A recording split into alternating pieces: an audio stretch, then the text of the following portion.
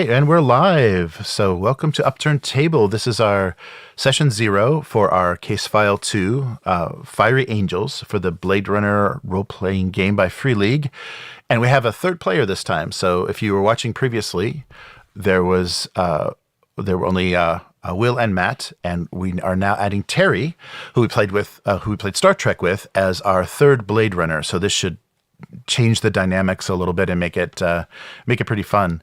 And so far, we're in the middle of kind of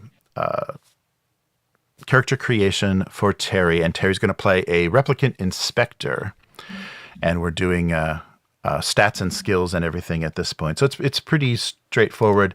In the rules themselves, you can roll randomly for everything, even up to and including your name of your character, or you can kind of choose the kind of character you want to play. So they give you those options. So I guess, we have the archetype, so a Replicant Inspector, and we need starting attributes. So as a replicant, all of your attributes start at C, and you gain an increase. Let's see.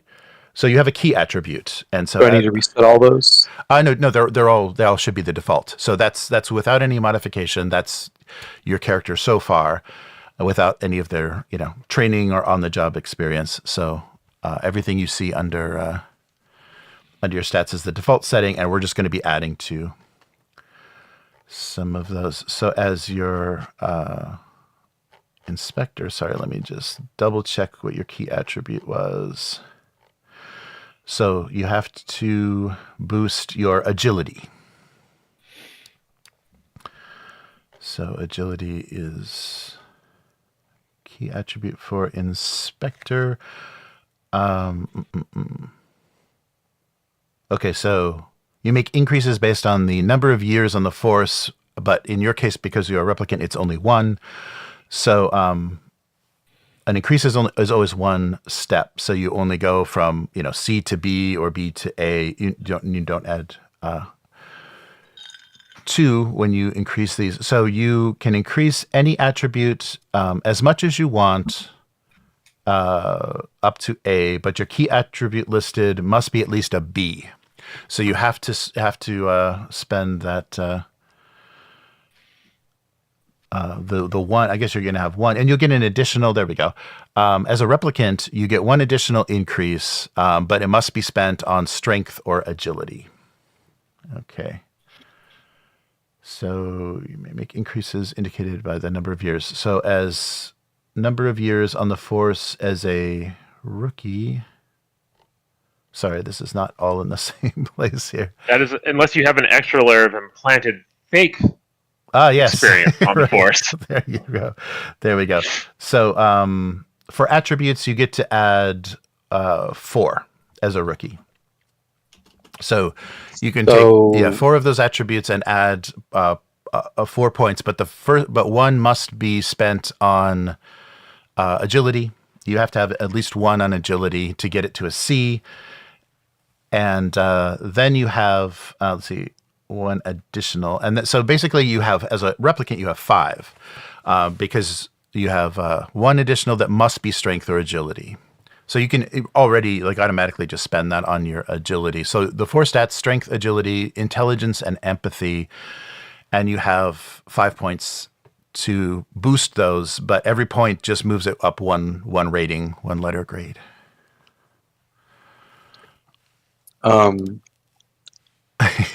There's a lot of crazy rolls. Who's rolling? I'm sorry, it's me. I'll stop. And is something already happening? Yes. Yeah, so you have to go to a B. A B with me your and Perez are in a agility. street fight. Yeah. So you said everything starts at a C, but I see a whole bunch of D's on my the skills. Skills are D's. Attributes, the 4 attributes, those start at C. Sorry, yeah. So it's okay. Yeah, under the bold, the all caps are your attribute, and underneath are the related skills, and those start at a D. So we won't do skills yet. We're just working with your attributes. So strength, agility, intelligence, empathy. Right. And so you have 5 points to spend. So you can bring all of those up to Bs and 1, either strength or agility, up to a C, or up to an A. So an A is good. It's good to be able to. And so look at the skills underneath to kind of get you an idea. So if you went high with agility, you'd be good both with guns, moving, and stealth. Those would all be good. Okay. Good things to do. I think.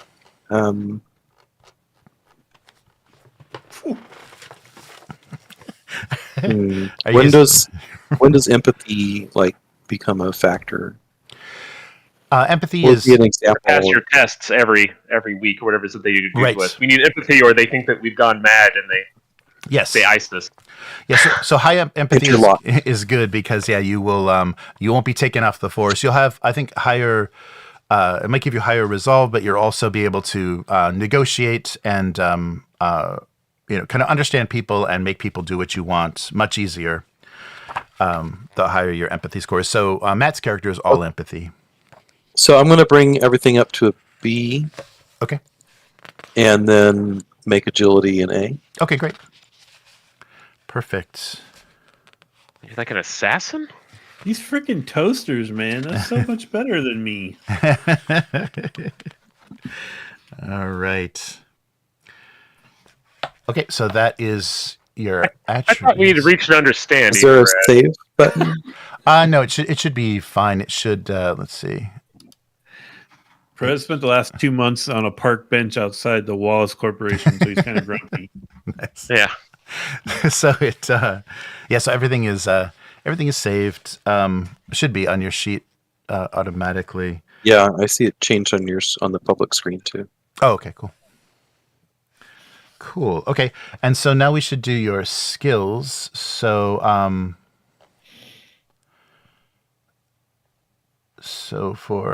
starting attributes. So your health and resolve. So your health is your strength and agility divided by 4.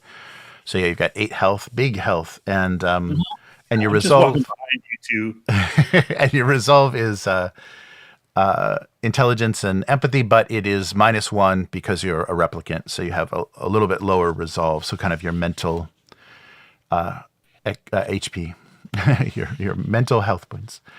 Okay, so replicants get that's right. In your health does get a +2 as well. So your health is +2. Resolve is -2. Yeah, resolve is -2. So actually, you were a 6 and a 5, but that brings you to an 8 and a 3. That's what I have. Yay! All right. What a quinky dink. Yeah. Okay. It's almost like you're manufactured. Mm-hmm. Came out of the same mold. Oh, are you also regularly handsome? And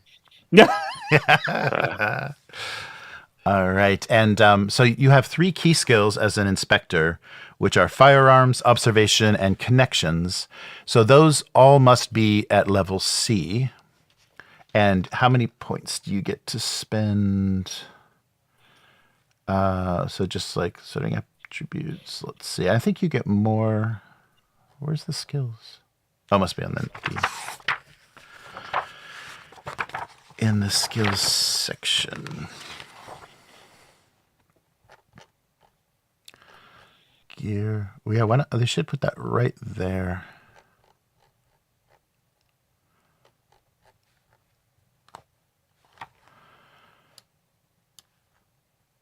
All right, so that's right, and we have tables we can roll your memories on too. But if you have an idea about what kind of key memory you'd like, we can make any sort of modification. Okay, so you may make the number of increases depending on the number of years in the force. Oh, so it's in that same table. Sorry, they put So it. you said something about my firearms had to be a C. Yes, yeah, firearms, connections, and We're just automatically raising that up to that. Sure, yeah, and so those 3, yes, those are 3 points that you have to spend. Yeah.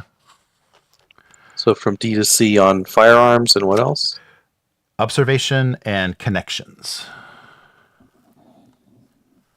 Are our implanted memories, are they notably hollow or narrow, or do we feel like we have an entire lifetime of memories? I wasn't sure on that. I think if it's done correctly, you're supposed to have everything up to, from your earliest childhood memory till now. You should have a complete set of implanted memories to make you feel whole and kind of complete. Yeah, it doesn't feel particularly hollow, but you're going to be questioning it. There are things that may make you question it based on reality. Well, at this point, I'm questioning if yesterday was real. But yeah, yes, right. Okay, and so as a rookie, you get 8 skills. Let's see, 1 additional, and you get 1 less. Okay, so you have 8 points. So you spent 3 to get your key attributes up, and so now there are 5 left to spend however you want. To raise 1 step for any of your skills. So you can bring your firearms up, or kind of decide what you want your best skill to be. But you have 5 more points. So like hand to hand and force and stamina, those are things that I can bring up now? Yes. Everything that's in underneath the attributes, those each 3. And so I've got 5 to yes. distribute among all these things. Yes. You know what else is good is medical aid. It'd be cool if someone had some medical. right. We're usually always lacking in that department. Yeah. Too busy murdering people to heal people. Right, and don't forget, if you want to, and driving is a thing you can add points to as well. Oh, yeah, I'm the shitty driver. Yeah, but you always like to drive. Yeah. Yeah, so that's connected to Are you manipulation? Yeah. Ooh. But you add it to like your car attribute, so I think it never was really an issue. Yeah. Right. What's your tech, Will? C. Oh yeah. So we don't have a hacker person either. Yeah. Right. Yeah. Intelligence and agility, I think, are our weak points. Aren't you empathy? Oh, strength is in the toilet for me. Well, strength is I have strength covered, I think. My agility's a B. I have a B in firearms, so I can shoot pretty good. Oh, okay. My stealth's not very good. Yeah. Which is bad when you're hiding from fucking Nexus 9 assassins. Okay, I think I did 5 of them. 1, 2, 3, 4, 5. 8 altogether. 7. Is that what it is? 2, 3, I think so. Yeah. 5, 6, 7. Yeah, I see 1. Did you go anything over a C? So 1, 2, 3, 4, 5, 6, 7.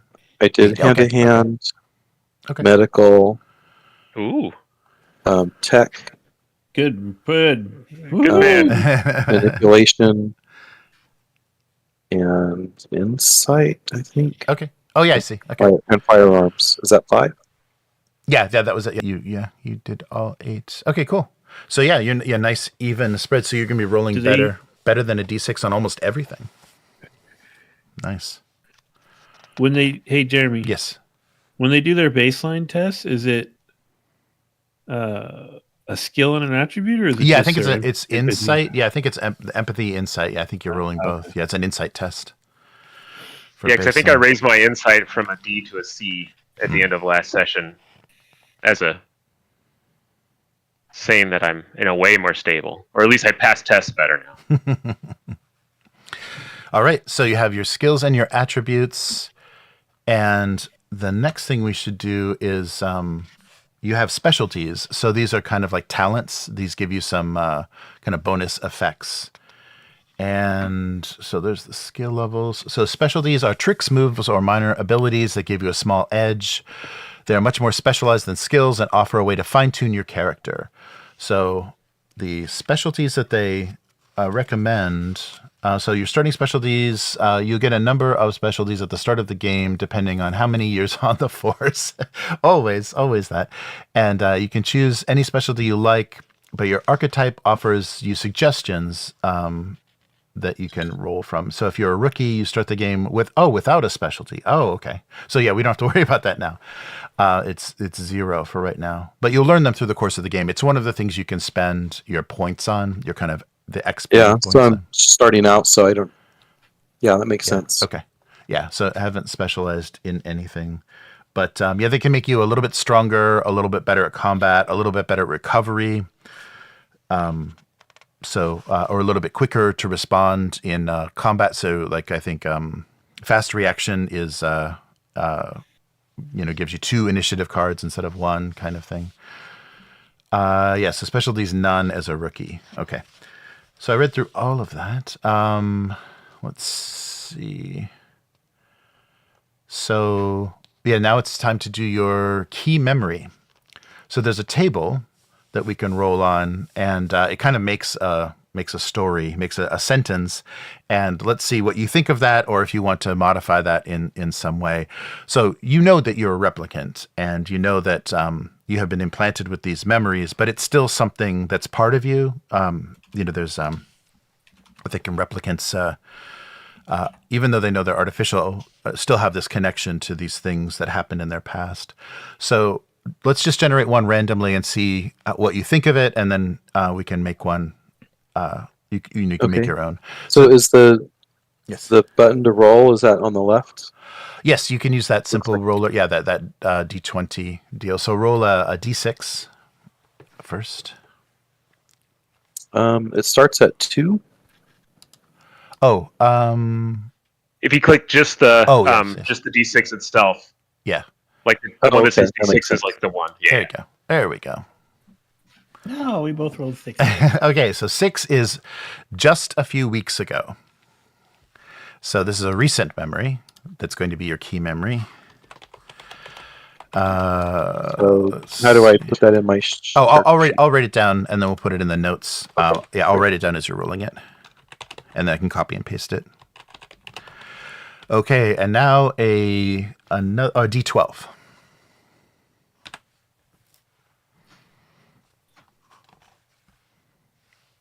And this is where this thing happened. A 5.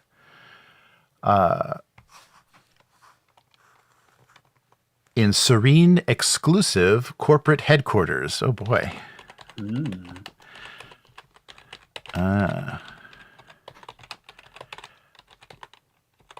Okay. The corpo, watch out. And now another D12, and this is who is involved in the memory. Wow. Oh, sorry, I got my note up. Oh, is that an 11? Okay. Yes. Oh, interesting. A hunted replicant. Oh boy. Starting him off right. Being hunted. No, you met with a hunted replicant. So you probably met with a Nexus 8 because they're still being rounded up if they're not authorized. Okay, so you met with a hunted replicant in corporate headquarters, and what happened? So roll another D12.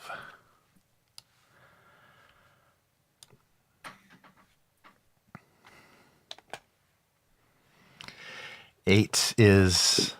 Ooh, you made an unforgivable compromise.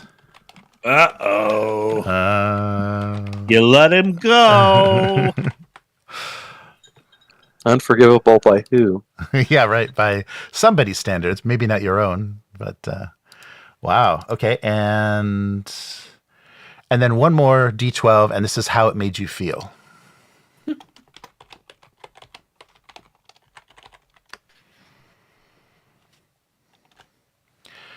Ten.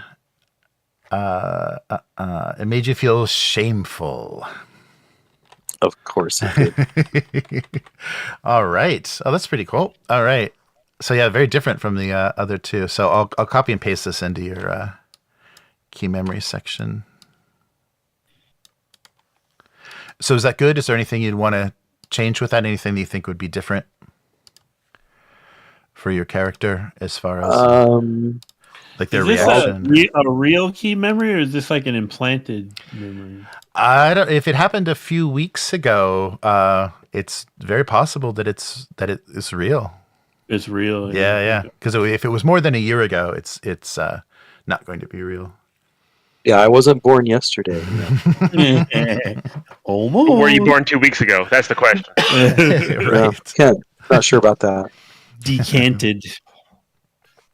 Yeah, All I'm right. still not sure if I wasn't born yesterday. I'm very confused on what is real and what is not. Yeah, it's very, very interesting. I think that key memory will be good. So can you rehash what those results came out to be then? Sure. So the complete memory is just a few weeks ago, in a serene, exclusive corporate headquarters, a hunted replicant made you make that sentence is not good. Forced you to make an uncomfortable or an unforgivable compromise, and it made you feel shameful. Okay, thanks. In a serene, hunted replicant maybe made you. Yeah, purple that crushed sounds- velvet is not the right color for a blazer. You feel bad about it. It was a Well, what bad fashion choice. Yeah. What about yellow? No, see, that's what I'm talking about. That's what you should have done, but you went against your true self and went with purple. Nice. It's unforgivable. Okay, and It wasn't like a hostage situation and you let the replicant go. It was just what he was wearing. Yeah, everyone died, but the fact I wore that jacket, that blazer, still burns me to this day. Nice. And I'll duplicate this in the notes in case you want to add anything to it later. Left the house in corduroys. What were you thinking? Zip, zip, zip, zip, zip. Well, I thought they were back in style. Are they? I don't know. I'm too out of touch to know that. Just wait long enough and they won't be again, or they will be again, so it's fine. Inline block paragraph. There we go. Yeah, I had to change mine because it said like 3 weeks ago, and aren't we like a few months out now? Oh, it's actually only one month. Yeah. The dates on the newspaper. So we're 1 month in the future. So you've had 1 month to harass Wallace, basically. It's been a couple months since my memory took place. And Okay. All right. And then the next thing that we'll want to do is your key relationship. So next to your memory, this is another defining element of your character. It is an NPC that for some reason plays a big role in your life. So typically a living person, but it can be somewhat artificial, dead, or even fictitious if it's something that was written into a memory, an implanted memory. Your key relationship is primarily used to create events, and usually like downtime events in the gameplay. And interacting with this key relationship will help you earn humanity points, which are a type of XP at the end of each session. And these can change. So you can choose one, but through the course of a session or campaign, this may change. You may be betrayed by them. You may not trust them anymore. They may die. They may not ever have been real. They may have never been real, like somebody experienced. So to design this key relationship, you can roll once on each of these relationship tables. You don't need to take the results. For example, a parent may be someone who filled that role in your life but wasn't a biological parent. A passionate relationship does not necessarily mean romantic. You're allowed to re-roll anything for these results that doesn't really fit your idea of your character. And they recommend that you try to think about how the result might actually work. So, there are 1, 2, 3. Yeah, 3 rolls. Again, it's all three more D12 rolls to create this key relationship. But if it's something that doesn't work for you, we can kind of make changes. So Terry, okay. give me another D12 roll, and we'll see. Okay, 3. 3 is a child, and another D12. A 2. A loving relationship with a child. Sounds bad already. Yes, and the police are surrounding the building. And what is 3. going on? And another 3. They want something from you. So, how does that sound? Would you want to re-roll the first one if you're not happy with a child relationship? No, that's fine. A child. Okay, a child works.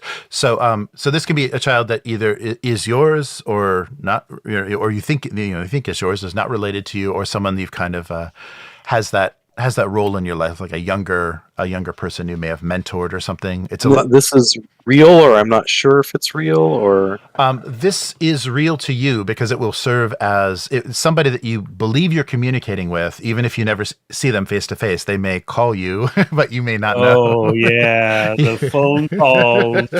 You may not know whether it's a real call or not. So this is where things get. But this does restore. This will be something that can restore you in downtime. So the way the game works is you play kind of 3 rounds or 3 shifts of activity, and then you rest, and something happens during that rest, and sometimes it involves your key relationship. So Amor, don't tell the new kid about the phone calls. No. So I don't want to.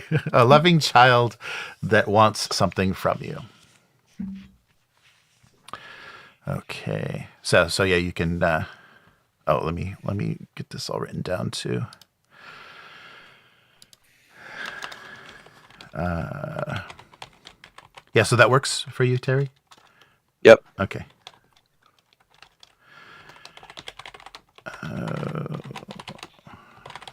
I lost all my notes, I think, from the previous game.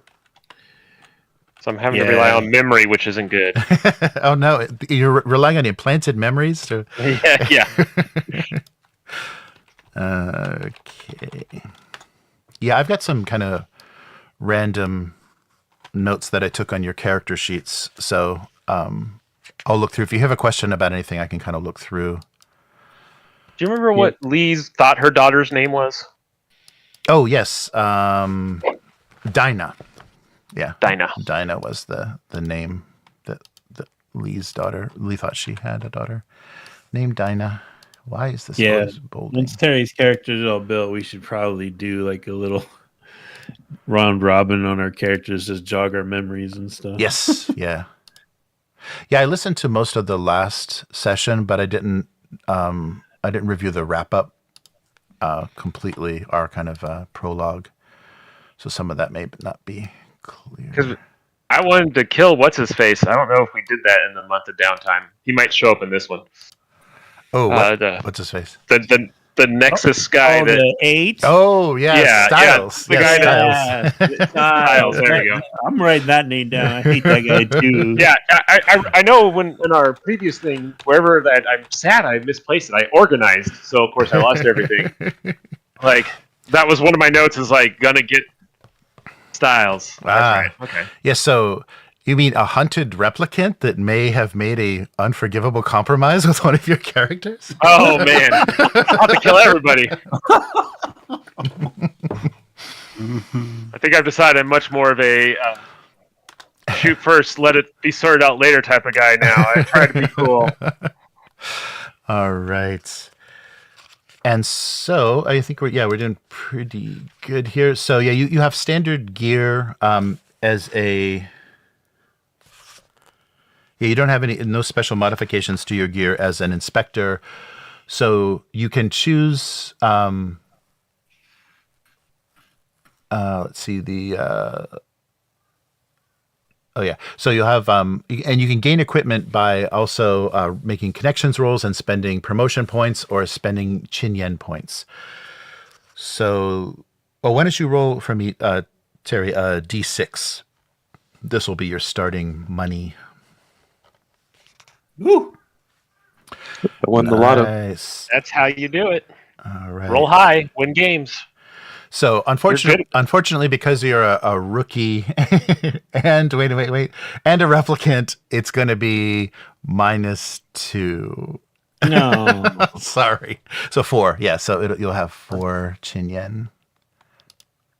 But it's kind of an abstracted amount, so it's like 4,000 or 4 million, whatever however the units work. It's kind of an abstracted money. So based on a rarity of equipment that you want to get, that will be how much Chin Yen it costs. So 4 will get you some pretty rare stuff. And then also, how about a D3? Is that on the chart there? or just do a d6 and half it for your starting promotion points. Okay. Oh, good. So you will be starting with 4 promotion points because you get one less as a replicant. But that's good. So promotion points, once they get to 0, they're kind of your level with the LAPD. So promotion points are how good you're doing at your job, how well you're accepted. If your promotion points go down to 0 as a replicant, you'll be required to take an empathy test to prove that you're not broken. And so, yeah, you'll have to deal with that from time to time.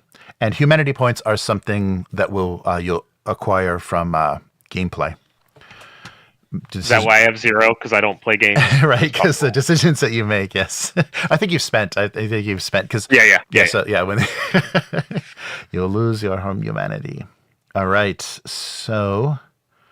I think we're good. So health and resolve is good. Oh, so now we need to kind of take a look at things. Oh, your signature item. That's right. So, since we're doing equipment, so you can choose between if you want to have the standard PDK blaster or PKD. Was it Philip K. Dick? So PKD blaster, which has the different rounds. It's basically what both of the main characters in the Blade Runner movies use, like variations of that. And it has a number of different rounds. Some of them have larger effects. Some of them have a sonic, make a noise. So they have some stun effects, close range. Do we all have one of those? Yes, I believe. Should I add that to my weapon? I believe. Well, you have yours was upgraded. I have a sniper rifle. Yeah, yours was upgraded to a rifle. Yes, yeah. Oh, okay, yeah. okay. But you can spend promotion or Chinyen points to also equip a pistol if you want. No, I like to talk to people, man. Okay. There's no reason. Really, you're not gonna carry a small weapon? I probably will. Yes. Well. So the two choices are the blaster or the, I guess the. What is it? Is it actually the Magnum?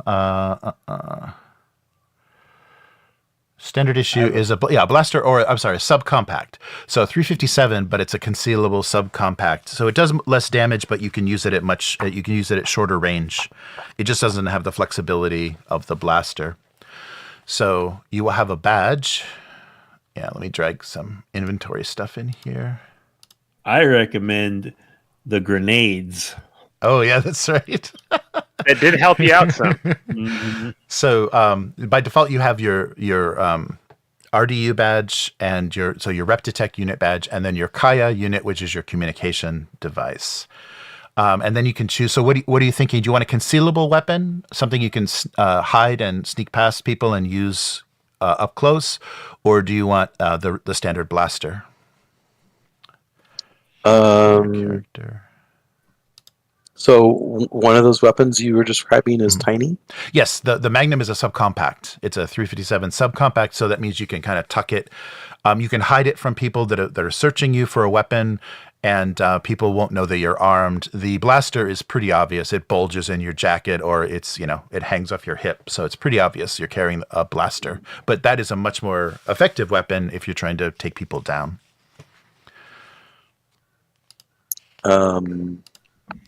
Yeah, I am going to take the 357. Okay. All right. So that. How much does a blaster cost for me to buy with Chinyen points? It is. Oh wait, let me just get this in here. It is pretty cheap. Does it list it on the thing? The blaster is. I don't see like any items. Cost 1. Yeah, it's one Chinyen or 1 promotion. So you can either. Roll connections and spend a promotion point, or you can spend Chinyen. So you can get a black market one from Bob. Bill, is it Bob? Bill, or you can buy. I think it's Bill. Bill, right? Yeah, Bill. That's right. Bullet Bill. So you can shop at Bullet Bills and pay Chinyen, or you can go through channels and spend a promotion point. But you have to do a successful insight roll or connections roll. Sorry, connections. Is there a place somewhere I can drag that? Yes. Or do I just hit if you go to items, that little suitcase, and go down to core rules, items, ranged weapons. I think you need to share it with me. I don't have any. Let me share. It's not enabled. Sorry. Here we go. Ooh, there's a shotgun. Did it pop up? No. Oh, let's do this. Maybe they don't trust me with items. Yeah, we're not feeling very safe with. Core rules Yes. items. Yes. All it has is the two things in it: the Kaya unit and the RGU badge. Oh, really? Weird. Yeah. Okay, here, let me share. Wow, do I have to literally share everything? That's terrible. Let's. All players are owners. Range weapons. Woo. Okay. Did stuff show up? Yep. Yeah. Okay. Oh yeah, there is a bunch of them. Yes. Yeah, and Is so the blaster the default? yeah, the blaster or the PKD. subcompact. Yeah, PKD blaster is the default. If you open the weapon up, the little menu for it, and you go to features and you scroll down, it'll say cost. So the cost is kind of its rarity. So that's how much in promotion points or chin yen it would cost to. Oh no, and the premium. I'm sorry. The premium is also how difficult it would be to acquire. So All right, it's okay for me to get one of those right now because I don't. sure, yeah. You just spend the points, and you can just drag that into your combat, and then it's nice because then you can just click on whichever bullet you want to use when you're firing it. All right. Yeah, so the three types of ammo on that blaster, I have so different damage and then also different range. And also do different types of damage. I think piercing versus Crushing. crushing. Yeah. All right. So you get this. So Terry's character has a subcompact. So we need to do your key item. So another roll, and you can stick with this. I'm sorry, your signature item. So Terry, can you give me another D12? Ooh, 8. Oh, interesting. An origami bird. So yes, it's a piece Seriously? of yes, they're a piece of origami that you keep with you. If you want to re-roll, if you think that's a little like Bebo the owl or something like that. right. Yes, you can talk to it. It sits on your shoulder. So no, if you want to, if you don't want to carry around a piece of folded paper, then you can roll again. But the other things are like books, rings, necklaces, cheap souvenirs. So these are just things that you interact with to relieve your stress. No, I'll do the origami bird thing. All right. Yeah, that was mine last time, Jeremy. But I had given it to Will. Yes, that's right. That's right. Mm-hmm. So wait, what happened? Did you say you gave it to him to eat? I had no, I just gave it to him at the end of our adventure. Gave it to well, I don't want to do something that's a repeat of what somebody else had. No, it's not mine anymore. Can we re-roll it then? Yeah, if you like. Did you pick a new thing, Matt, or are you going to roll for it? I was going to ask Jeremy for. I think I was planning to make it my pack of cigarettes. Oh, okay. Sure. Is that cool? Yeah, that works. There is a specialty you can take called smokes that gives you that same. I have that. Oh, you have that. Okay, cool. Yeah. So yeah, that's good because then you can double pacify yourself with cigarettes. Chain smoking everywhere. That's awesome. Yes. Yeah. So you can change it to your favorite brand of cigarettes. Ooh, all right. So what do you think, Terry? Do you want to re-roll? I'd like to re-roll. Okay, go for it. Yeah, give me another D12. Had that. 7 is a. You rolled the other one, so Will had dog tags. I don't have those anymore either, though. That's why I have. Yes, Matt gave me his, but I picked up a new one. So one more. Okay, so maybe one time to charm. Yeah, one more roll. You rolled exactly. Don't take a photo, because that's what I changed mine to. They were going down. Oh, here we go. 8, 7, 6. It's an old coat. Oh, perfect. Yeah, that's good. Okay, so let's do that. So you have an old coat that you either keep at your place or you wear. I'm going to wear it. Yes, and has some meaning. All right, so 8 and 3. Okay, so we have your key item, your starting chin yen, your starting promotion points, starting gear. And you do have promotion points, and you have been working, a year. So just like Amor, because you're starting with the second adventure, so we can do some stuff that you normally wouldn't do, when creating a character. But if there's anything you want to buy, additional things that you would like to buy for your character now, because you have a good amount of both Chinyen and promotion points. So under that core rules item thing, Jeremy? Yes. The only folder we have available, or at least I have available, is ranged weapons. Oh, okay. Here, let me... Do you have any way to open all the other Yes, ones? let me try to see if that's stuck. I did all... Oh, it's not... Yeah, me too. That's all I was interested in the moment, so I didn't go any further. Yeah, let me see if I can... Because when you guys are all done, I do have a question about something I want to Oh, do. okay. So there's close combat weapons. I'll just do these individually. It doesn't seem like they're... If I do the main folder, it doesn't seem to stick for some reason. Ooh, there's stimulants and pharmaceuticals. If you guys want to get real weird in this case. For. Yeah, right. Explosive projectiles. Synthetic augments. Oh, wait. Oh, shoot. Oh, no. I hope I didn't duplicate those. Okay. So things should be popping up. Vehicle weapons. And, the specialties.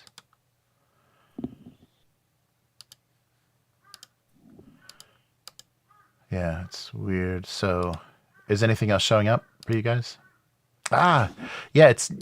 okay. Stimulants and pharmaceuticals, explosives, Okay. synthetic augmentation. Yep, I'm in now. Okay. We're good. Cool. Okay. What are you guys looking at? On Under the the right items. side, Yeah. So fourth that thing over, it's items. He's adding stuff we can drag over. So, in order to have a prosthetic leg, do I have to be missing one? Or can I just have a third leg? You could just have a third leg. All right. You got to figure out which hip you're going to graft it to. Nice. It's off my right elbow. It's completely... Nice. Yeah, I haven't looked at the rules for augmentations. I'm sure it's expensive, but yeah, if you guys are interested in it, it's Yeah, that's what my questions are about. Oh, okay, cool. Okay, cool. Yeah, so what are you thinking? Well, because Perez, Oh. being the gutter rat that he is, Uh-huh. has cash flow, which gives him an extra Chinyen at the start of a case. Yes.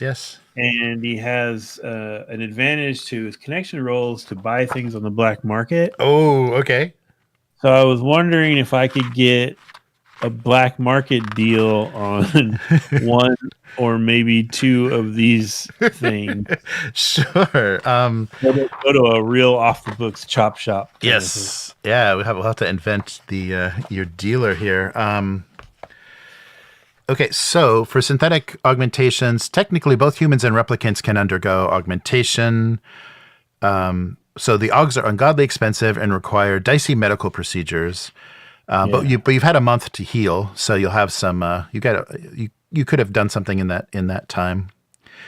And of course, risks of glitches. All right. That's what that money that you gave to the wife. That's the cover story you told us all. But really, you were investing in right.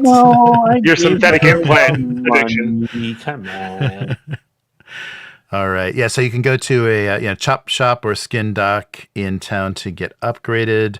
Installing synthetic upgrades requires surgery. It typically takes a shift, and you may be broken by the damage. The doctor performing it will do a medical roll with advantage. But this is only found in premium clinics. If the roll fails, the augment doesn't work, and you suffer the appropriate critical injury from the list for piercing damage. So you could kill yourself, but it's you could also. So the things that you can you can alter your appearance, do a biometric reader, which will enable proximity person. Yeah. Oh, sorry. The two I'm interested in are the cochlear implants and then the synaptic implants. Oh, okay. But technically, I can't afford the synaptic Oh should yes, not 12. Yes, right. I was wondering if this whole black market thing can come into play at all on that one. Oh yeah, no, you can definitely do black market. Yeah, we can definitely go through. When it comes to your nervous system, you definitely want black market. Yeah. That's where you want to cut back and save Yes, on. that's where the nervous savings are. All. That nice old man with the shaky hand. Yeah. So let me see if I can find. I think there is a typical NPCs. Let me see if there's a doc. Yes, there is a medical doctor NPC that can do this for you. He's he's got a troubled past, so he's making it up by installing. So if you want to spend your chin yen, and the other thing too is when we get started, one thing that I'll introduce for your characters is because of the end of the last case file and kind of the bad blood with Wallace. Wallace recommended and kind of pushed down from the top of LAPD to give you both commendations for your performance at the memory lab. So what that's going to do is that's going to give you more chin yen, one more chin yen and one more promotion point to start with. So it's meaningless mechanically. It doesn't have anything to do, and you may have not even gone to the ceremony, kind of as an FU to Wallace. But you did both receive commendations for your valorous performance in the defense of the memory lab. Oh, I went to the ceremony. I ate all the hors d'oeuvres. Excellent. So I think I sent random street rat number 3 to accept the award on my behalf. Oh, nice. Oh, cool. Terry, you named your character. Also, like Amor, if you want to give your character because it's a replicant, a serial number. So a serial number that kind of can correspond a little bit to the name, but the replicants would also have a number that they were and manufactured as. And do they have to be like all KN or no? You can we made it up. Mine was AM-072R114. So yeah. What's your character's name? Bishop. Oh no! It's an homage to my favorite character in Aliens. Yeah. Trouble follows him. Who follows him? Trouble. Trouble follows him. Guy. No, he's really good with a knife. Shit. Oh, and remember. Oh, so you spent Amor? Didn't you spend some money or something to get armor? You had armor at some point. Okay. I did. Should I add that to you? Yeah, definitely add that to your. I didn't know if it had gone away in the month, like I had. No, wore it out. Yeah, no, yeah. If you spent the points on it, it's still yours or accessible to you. You don't have to wear it all the time, but it can still be accessible. Yeah, I don't think I ever even put it on. Right, it stayed in the put car. it in the trunk, and then we. Yes. I never had to fight anything except for the end anymore. Yes. I don't see where that would be. Oh, protective. Hey, you just added it. Yes, hey. I just did. So yeah, heavy duty street gear. It was like a SWAT type thing, so it's probably the heavy duty. Yes, I think it was. Yeah, because it gave you 3. It was pretty strong. It gave you a D10. Yeah. Yeah. I was gonna ask if because they're free, can I just throw zip ties on my character? Yes, of course. Yeah, you can have zip ties. Yeah, so Matt, what do you think? Do you want to make some rolls for some augments? Yes. Okay. Oh, man. All right. I really want the synaptic one, if there's any way I can bullshit my way into getting it. Oh, sure. Yeah, so why don't you do a manipulation, just a straight manipulation roll and see how successful you are. And number of successes will knock down the price based on number of successes. Okay. Because you've got a lot of pull. Do I get my black market advantage? Oh yeah, definitely. So I'm sorry. Yeah. Oh yeah. Oh, there you go. Bunch. Yes. So that was 3. Yes. Yeah. 3 successes. So yeah. So 9. It's going to cost you 9 chin yen. Oh. Do you have 9 chin yen? You got it. Okay. If you so sell a kidney, I normally have 7. I start every session with an extra one. You Plus you gave one, me yes. You Yeah. gave me an extra one, so technically I have 9. Okay. And I'll be dead broke. Yes, you will be penniless. Yes, and you may be crippled for life if you don't roll. Oh yeah, dead broke and a vegetable. Take care of me, Amor. Take care of me. All right. I'll just drop you off at your mom's. Okay, It'll yeah. be fine. Yeah, so you can afford it. And you'll go to a clinic, and we'll say that, because you rolled that the connections well, you'll have advantage. The doctor will roll with advantage. But if it fails, you'll take a critical injury from piercing. Are you good? Yeah. It's Okay. critical to the synapses. How does that even happen? Here comes the doctor. Like they grab your nerves with some tweezers and yank them out, and then put new wires in. He doesn't even have he's wearing he's got a hooded masked avatar, so I don't know if you can trust this guy. All right. Well, yeah, he's got a bee. Hopefully he drank so the shakes go away. Yes. Yeah. He's gonna be in. Yeah, this is literally the back room at Hervé's ramen shop where this is going on. All right. So yeah, basically, right. they cleared out a back room where they There's a guy in the back making beef broth right next to me. Okay, here come the synaptic implant rolls. So here we go. Medical and advantage. Oh wait, advantage. Okay. Oh, and he'll have facility.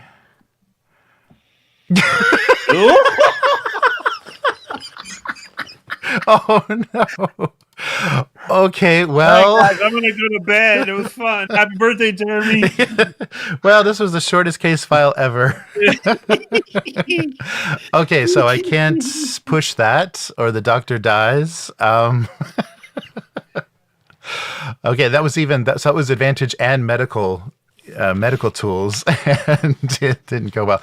Okay, This actually is totally fine because I think Perez is completely overcompensating for what he's been through. Oh, so if he comes out of this broke and busted, it kind of makes sense. okay. All right. Would you like to roll a d12 to see how badly the doctor botched this?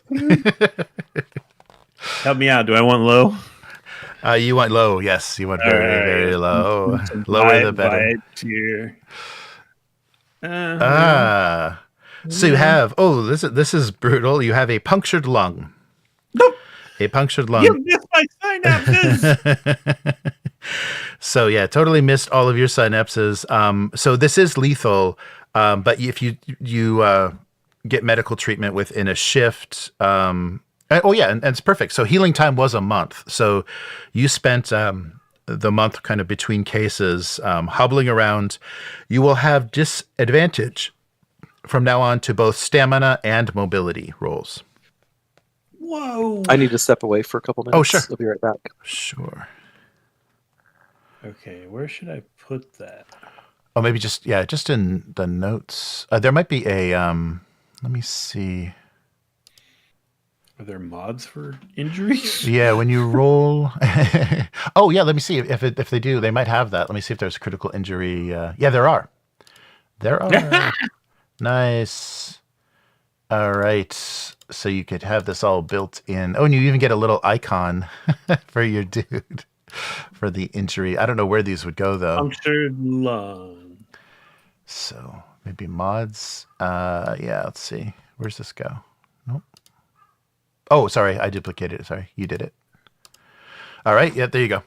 So that should automatically. Yeah, that should. Where is it at? Oh, I added it to your. It's under combat. Oh, okay. Yeah. Ouch. All right. So, well, you got both your ears still. That was something you could have lost. And Well, let me do a mobility roll and see if it works. oh yeah, that's a good idea. No, not mobility. That's not even an option on here. Oh yeah, it is. You have to go into stats under and agility. do it Yeah, Oh yeah, go into stats. Oh, And then- I was yeah. looking at the actions. Yeah, Okay. those are the combat actions. Yeah, just click on mobility under agility, and it should roll both. Oh, you know what it is? Oh, that's kind of cool. It's there, and it locked out advantage and roll. I have to push disadvantage. Oh, nice. Yeah, that's Yeah, cool. I noticed that about the sniper rifle. There's all these different options, and as you check them, it adds and subtracts and tracks it all. Nice. So it's like it's long range, but they're big, but they're behind cover. You click all those, and it does the right math. Nice. That's cool. That'll cut down on our mistakes, like forgetting different options. All right. Can't believe I almost died on a kitchen counter trying to augment my That was a synapses. totally trash doctor you found. Oh Yeah. man. When I'm Doctor, better, he's a chef. yeah. Yeah. That was, And it's a punctured lung, right? So I Yes. totally know it's like the guy with the giant pot of bone broth is like turning around and bumps his arm, and the scalpel goes right into my lungs. Jesus. But you were out the whole time. Nice. That was fun. Yeah, augments that's crazy. That is crazy. All Still right. smoke. Punctured lung, still smoking. now you can smoke through your chest. No. All right. Oh, that's right. And we'll do Terry's home. Yeah, home and appearance. And I think we're good. And I think we've got 3 characters. Nice. Cool. Yours on the Force. Oh, it's not like the Force.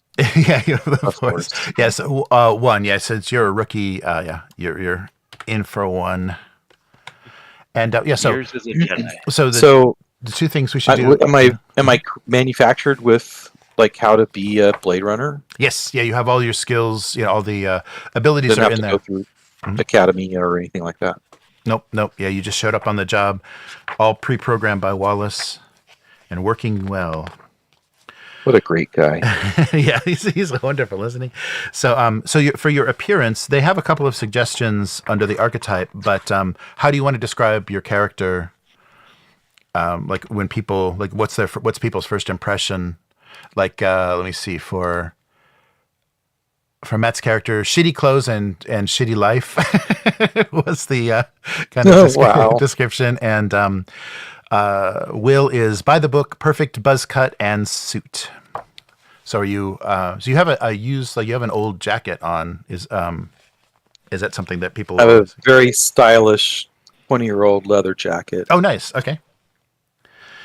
Yeah, you split the difference between me and Amor and Perez. You're like, I'm not super clean cut and crisp, but I'm not covered in urine. What's the Oh, that was shitty.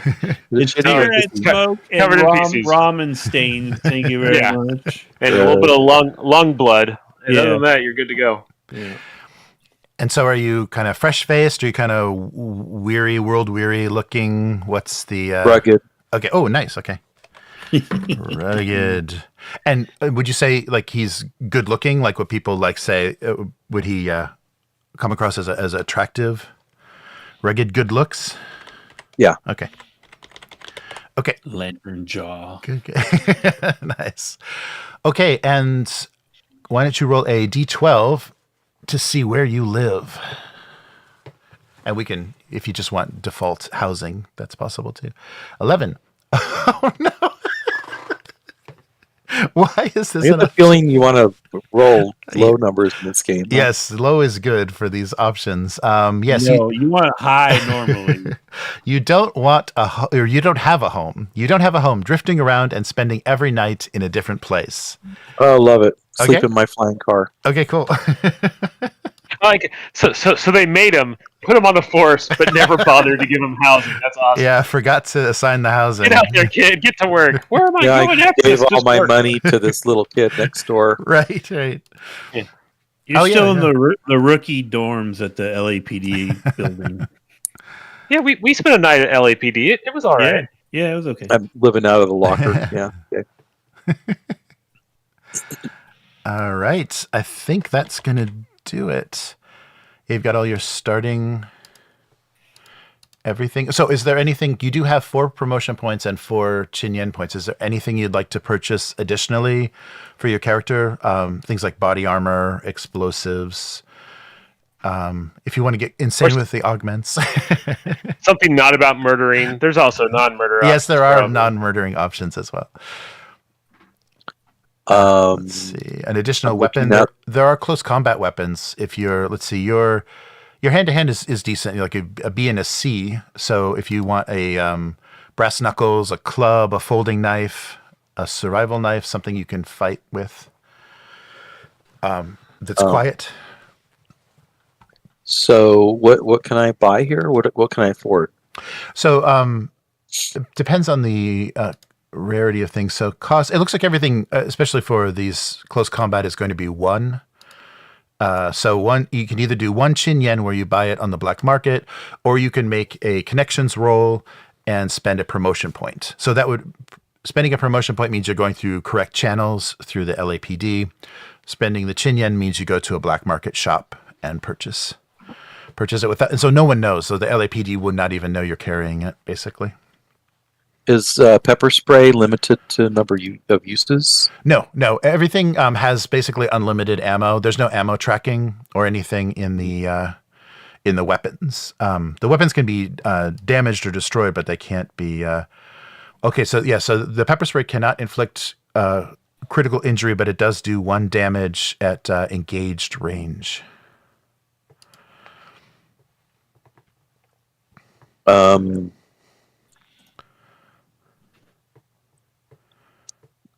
And so I'm still not sure what I can afford. Oh, can I get pepper spray and a survival knife? Oh, sure. Yeah, if you'd like to carry both.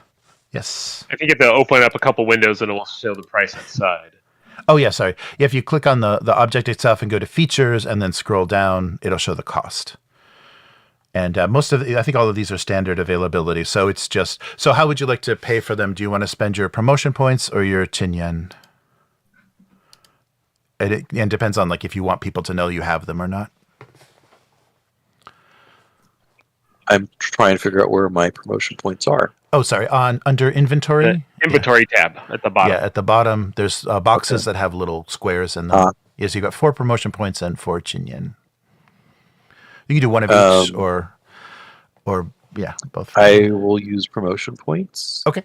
So I'll need you to roll a connections roll. So click on connections on your on the front of your character sheet and try to get a success. I'm assuming you can't use promotion points for the drugs, right? Oh, I guess it depends if you're let's see. Yeah, maybe not for the for some of the, maybe the Soviet happy, maybe not. Got them out of evidence locker. That's true. Yeah, they're coming up as special. They are cops, you know. Oh, and they are consumable. Yeah, the stimulants and stuff are consumable. Interesting. Pepper spray. Kind of thinking about getting a bunch of Soviet happy, but. You can push that's it. what you wanted. Yeah, no, you can push it though. What am I doing? On the results, you got no successes. So on the results, on the under the little chat messages tab, click the push button, and it can roll. You can roll it again. And because you're a replicant, you can actually push twice. Should we go through that? Did you break down like how resolution works in this game? Oh yeah, no, we haven't done that. I guess we're doing it kind of right now. Yeah. So yeah, you're making a connections roll, which means how well you can influence the people in charge at the LAPD. A connections roll is your empathy die plus your connections die. And just like other Year Zero systems, you get over a certain amount on dice, you get successes. And on these dice, successes are represented by that little eye icon, the little human eye. And the push mechanic works where you can push once, and any dice that either aren't a success or aren't a failure, you can push.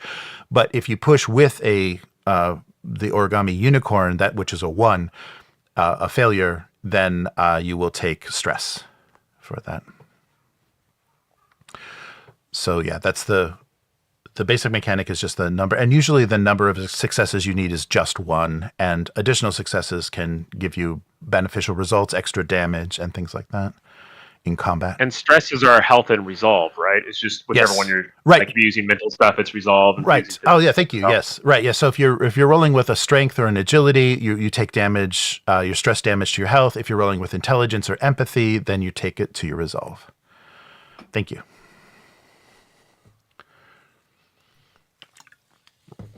Did you find the button, Terry? I am sort of confused at the moment. Oh, sorry. What am I doing? Okay. And what do I need to do? So you rolled a D10 and a D8, and you got no successes. So nothing over, I believe it's a 6. So you didn't roll anything over a 6. You rolled a 4 and a 4. Yeah, you rolled 2 4s. So that's 0 successes. So you can re-roll for free because you didn't roll any 1s, so you didn't fail. So you won't take any, there's no penalty for rolling again. Nothing bad happens. well, if we roll ones though, they're bad, right? Right, that's right. And in a reroll, if you do roll a 1, you will take that stress. That's right. So if you do fail on the reroll. And, Matt had his lungs and nervous And I'm- system removed, so you'll be better off than him regardless. Right. So, yes. And I'm rolling to see if my promotion points will buy the things Yes. So that I wanted. Yeah. So you're rolling to see if you can make the connections at LAPD to get what you want. And if this doesn't work, then you can just spend Chin Yen. There's no roll for that. They make it a roll for going through. This is legitimate channels. Yeah, you're going through the. I see. You're doing it the good way, so they make it a little harder. Okay. So on the results window that you were talking about, Yes. there's a push option Yes. and an accept option. Right. So yeah, if you just accept, then it's just a failed roll. But if you do push, it'll re-roll those 2 dice again. But that costs me something to do that? No, it doesn't. You are allowed to do that twice because you're a replicant. But you can take stress if you roll any 1s during these re-rolls. It will take stress. Hey, there we go. Yep. What is the I? The I is a success. Yeah. Okay. Yeah. So If you roll a 6 or higher, you succeed. Yes, on any 6 or higher on any of these dice. So on a D12, it's a 50-50 shot. Okay, so you're successful. So you can spend the 2 promotion points. I'll take those down, and now you have in your combat inventory. You wanted the survival knife and the pepper spray. Yes. Okay, cool. Yep. And you can roll from there. I'm sorry. Yeah, you can roll from the sheet just clicking on those objects. Okay, cool. Cool. All right, yeah, so that's basically how all checks will work to do anything. If I ask you to roll manipulation when you're having a conversation with someone, you'll click that on the sheet and it'll roll those 2 dice. And if there's no successes, you can push it, but with the chance of taking stress, and stress is just the damage. But you can also heal the stress. You'll have a chance to heal stress throughout the session, so it's not as dangerous. It's not like with Deathmatch Island. There was only what chance at the end of every phase. This is a little bit more often. All right. So you're gonna go for some Soviet happy, Matt? No. Well, I have no money. All right. You have to. It's a happy pill. And- Oh wow! And he's on a downward spiral, so I'm not funding him. Right, Because right. if he's hitting black market back ramen surgery and asking for drugs, I'm like, hey, buddy, I'm not going to facilitate this. All right. Wow, happy pills. That's awesome. All right, so your new signature item, Matt, is your smokes, right? Yeah. C-beams. Okay. All right. Yep. C-Beam brand smokes. Excellent. All right. Is there anything else you needed to change for your key memory or key relationship? It's still your mom? Yeah. Okay. It's my mom. I edited it. Yeah, of course. Before I had written suspected black marketeer, and that's ridiculous. That's ridiculous. She's a confirmed black marketeer. Okay. Excellent. Okay, and how about Will? What's Amor looking like for your key So memory my is the same same? item my key thing's the same. My key memory is the same. Mhm. Though I think if we can change it over time, I may change it to a real memory of comforting the little girl, Oh, okay. after her mother died. But we may get to that in the future. And then now my new relationship is Sarah, and my new signature item is that photo of Lee's kid Dinah yes. that she had. Okay. So I'm keeping it looks like it's the same girl, but I'm keeping like the real human and the like the replicant dream alive and nice and kicking. Excellent. All right. And so for Bishop, for your key relationship, do you have any ideas about who that is? Is it like a neighborhood kid? Is it a kid that that you run into on the street and like kind of helps you out or helps you find a safe place to sleep at night? Do you have some ideas? Or if you want to name that character or do something so if it comes up, we can know specifically who we're talking about. I'm gonna say he's a street kid. Okay. And like teenager. Okay. Do I need to come up with more?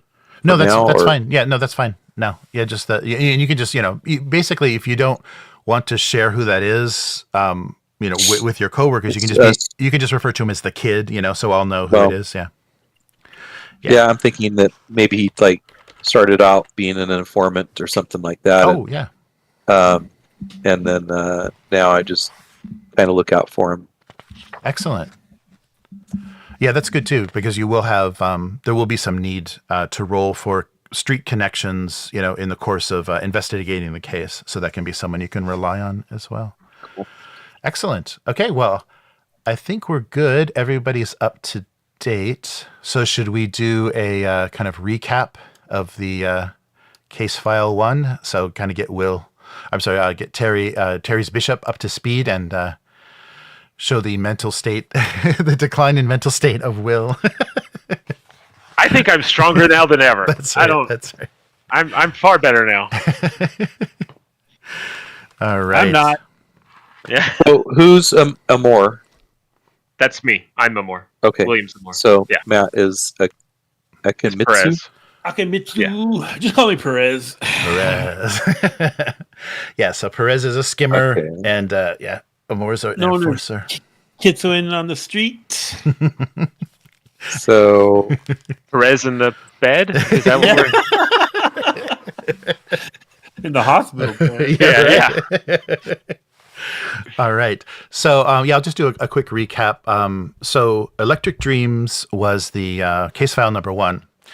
And Amor and Perez were called into Holden's office to discuss an incident that happened where 2 Bladerunners were involved in a shooting at a nightclub at the Snake Pit. And after this event, one of the Bladerunners, the partner was killed. So there were 2 partners. There was Lee and Sander. In this confrontation, Sander was killed and Lee disappeared. And so it became their job to track down Lee, find out what actually happened at this shooting, because it involved a replicant dancer. And there were also people from the empathy movement, who are this humanist movement that, hate replicants, that kind of, human supremacist movement. Jalees cool Schuyler. People. Yeah, cool Jalees Schuyler, the publisher of Kill Magazine, was one of the people involved in that incident. And so they went to the club. They talked to the dancer that was involved, the owner of the club. And basically we're on the trail of Lee.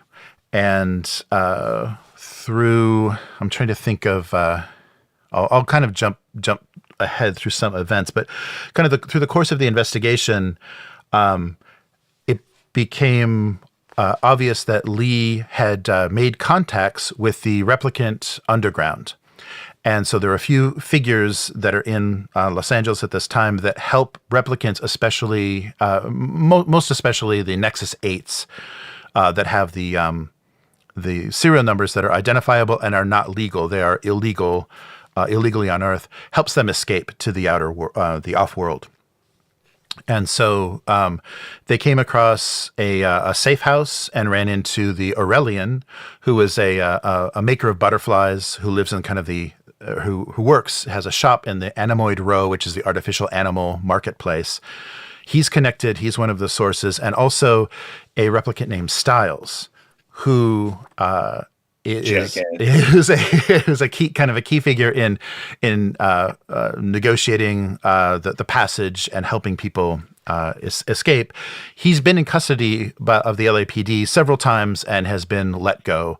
So he believes, or he I guess we're not exactly sure, but he's kind of makes it known that he's a valuable connection to this replicant underground, and so maybe working as a CI, maybe working as a some sort of undercover agent of some kind. You're not clear what his role is, but he makes things very difficult because he's very hard to catch. And when Perez was investigating the safe house, Styles appeared from nowhere to protect the location of the safe house and killed one of the officers, Petrov, the officer that was working with Perez. So it was our first unfortunate death. Yeah, that was kind of I think one of the crushing moments there is like, we bring him in and I'm like, hey man, you killed a cop, you're going away forever, blah, blah, blah. And then like we come back and they're like, oh, we let him go. Yes. And it's just like, Yes. oh. And correct me if I'm wrong, but I think he literally just sort of ninja appeared and knocked the dude's head off. Yes, basically. he crushed his pelvis. Yeah, he appeared out of nowhere. He took you by surprise, and he just crushed the pelvis, and Petrov bled out right at the scene. It was a very brutal injury. If only you were faster, Perez. You could have reacted in time to stop him from doing that. Stop it! So the safe house was discovered. The involvement of the Aurelian was uncovered, but he was kind of left alone. He was, he was their way to track where Lee was, this replicant Bladerunner that had kind of gone off, and it became. They discovered through Amor's discussion at the memory lab with Lilith Tyrell. So Lilith Tyrell, the niece of Eldon Tyrell, the original creator of the Nexus series of replicants, his niece had kind of they sold the family's estate and all of the information to Wallace Corporation, and she assisted them making Nexus 8s and the Nexus 9s, and was working now as a contractor creating memories for these Nexus 9s. When Amor interrogated her, or first interviewed her, and then it became a little more serious, it was discovered that she was intentionally creating these traumatic, faulty implanted memories in these early Nexus 9s to make them very controllable. So kind of they could trigger these memories. They could, kind of like a password or a keyword. They could make these Nexus 9s compliant by triggering these events that basically would just make them catatonic. And so this was exposed by Amor, and he also met the daughter of Lilith Tyrell. So Sarah was there. And then as the investigation continued, they found out that Lee was staking out the memory lab, but also had plans to flee. She had made arrangements to meet a moon bus at the Kippel, which is basically the Hollywood sign, that hill near the Hollywood sign. A moon bus was going to meet her and some other replicants and take them off world.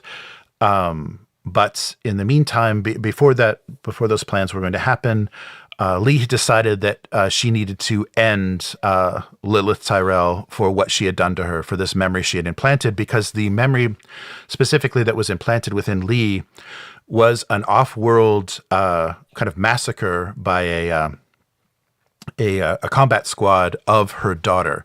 So Lee had this memory of a daughter that looked exactly like Sarah, that she called Dinah. So it looked exactly like Lilith Tyrell's daughter.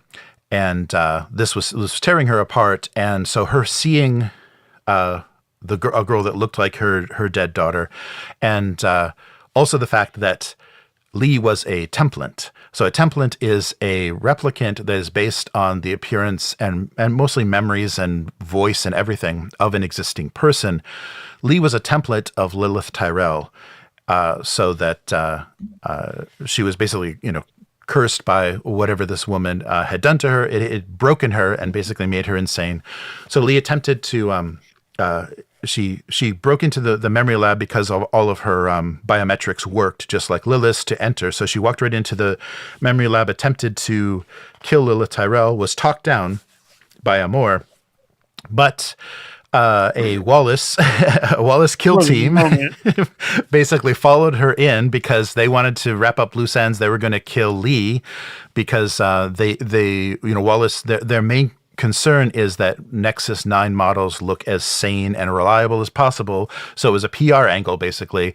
And if Perez and Amor got killed in the conflict, they weren't going to be too worried about that because these were guys that were causing them a little trouble on the LAPD. So a kill squad, a kill team came in from Wallace. They were taken out, and Lee kind of broke and tried to break through a wall to get at Lilith Tyrell to execute her. She was unable to do that and was taken out by Amor, kind of a mercy killing. She was executed by Amor. And then after the Wallace kill team was neutralized and the LAPD arrived or backed them up, it was found out that Lilith Tyrell took a stray bullet and she was killed at the memory lab. So her daughter, surviving daughter, Sarah, Amor took responsibility for. She became his key relationship. And, because she was connected to money and the Wallace Corporation is off at a nice boarding school, at a nice training school, being, enjoying a rich kid life, without her mom, the trauma of being an orphan. But she still exists in the storyline and has a connection to Amor. And so then after in the aftermath of that, they spoke with Holden, and basically Wallace Corporation tried to bury everything that happened. Styles, of course, was not in custody any longer. Nobody knew where he was, and then, like I said, following the end of that case file, there was a commendation ceremony for both Amor and Perez, their rescuing of Sarah Tyrell, and their stopping of the rogue replicant. Although Wallace was able to successfully bury the fact that the incident at the memory lab involved a rogue replicant. So, anything else you guys want to add? Is that pretty much? I think it's not really from the case, but I think we left it. Amor actually, I think, cracked it first, but I think we left it with the idea between the two of us that this might be sort of an altered carbon style, like research into immortality for rich people kind of thing. Yeah, because they're making replicants that look like rich people, and literally the lady who's all the problems about is the one making the memories and implanting them in people. Yeah. Yes. Right. Yes. Yeah. Because this whole series of case files is called the Immortal Game. So the first case is Electric Dreams. The one we will play now is Fiery Angels. And so this is connected to somehow using replicants to create immortality, for the wealthy. And this may all be, because all of the wealthy are off-world. Basically, the Wallace Corporation is the only people that have any power, that have lowered themselves to stay behind and run Los Angeles on the failed Earth. So I think we're kind of up to speed. Is there anything else? Oh, and so you guys want to talk about with Amor and Perez kind of. So it's been a month. So it was May of 2037 when the attack on the memory lab and everything went down. The investigation of Lee and her death and everything. It is now June of 2037, and maybe Perez was a little bit absent, took some downtime. And basically, I think because of the the delicate nature of what had happened and the relationship. So if it's not clear from what we explained, basically Wallace Corporation is the richest entity in Los Angeles at this time, and they built the LAPD tower. They fund the LAPD. They provided them with these Nexus 9 replicants, kind of the first generation of them, of which Amor is one.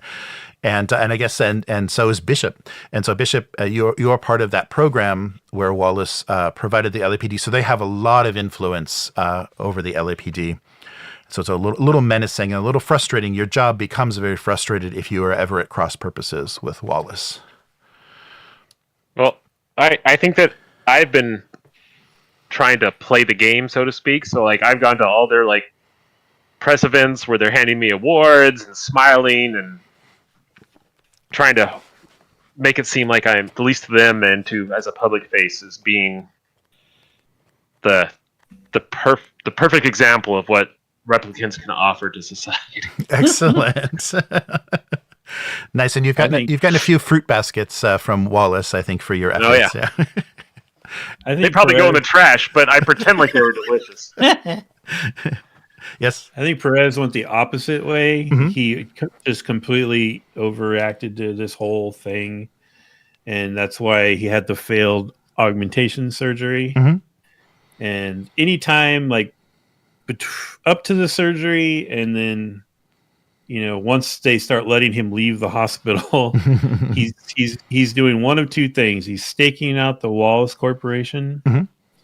or he's working on, and this doesn't have to be relevant to this particular case file, but he's working on a alibi type situation where he can make it look like he has left for an off-world colony. Oh, nice. Okay. So basically, like, he's trying to set in motion if the time comes and he needs to just become a blank and goes just now recording. Sorry. Oh shit. Sorry. We're still recording. We're kind of recording. Okay. Yes. Sorry. Go ahead. Were we not recording that whole time? Yeah, we're streaming it, so I've got it. So we'll have the formal recording of the actual beginning of the case file, so that'll work. Okay. Sorry. Anyway, he's trying to set it out, a plan in motion. So if the time comes where he needs to vanish, he can make it look like he left for an off-world colony, and then he can go rogue, basically. Excellent. Okay.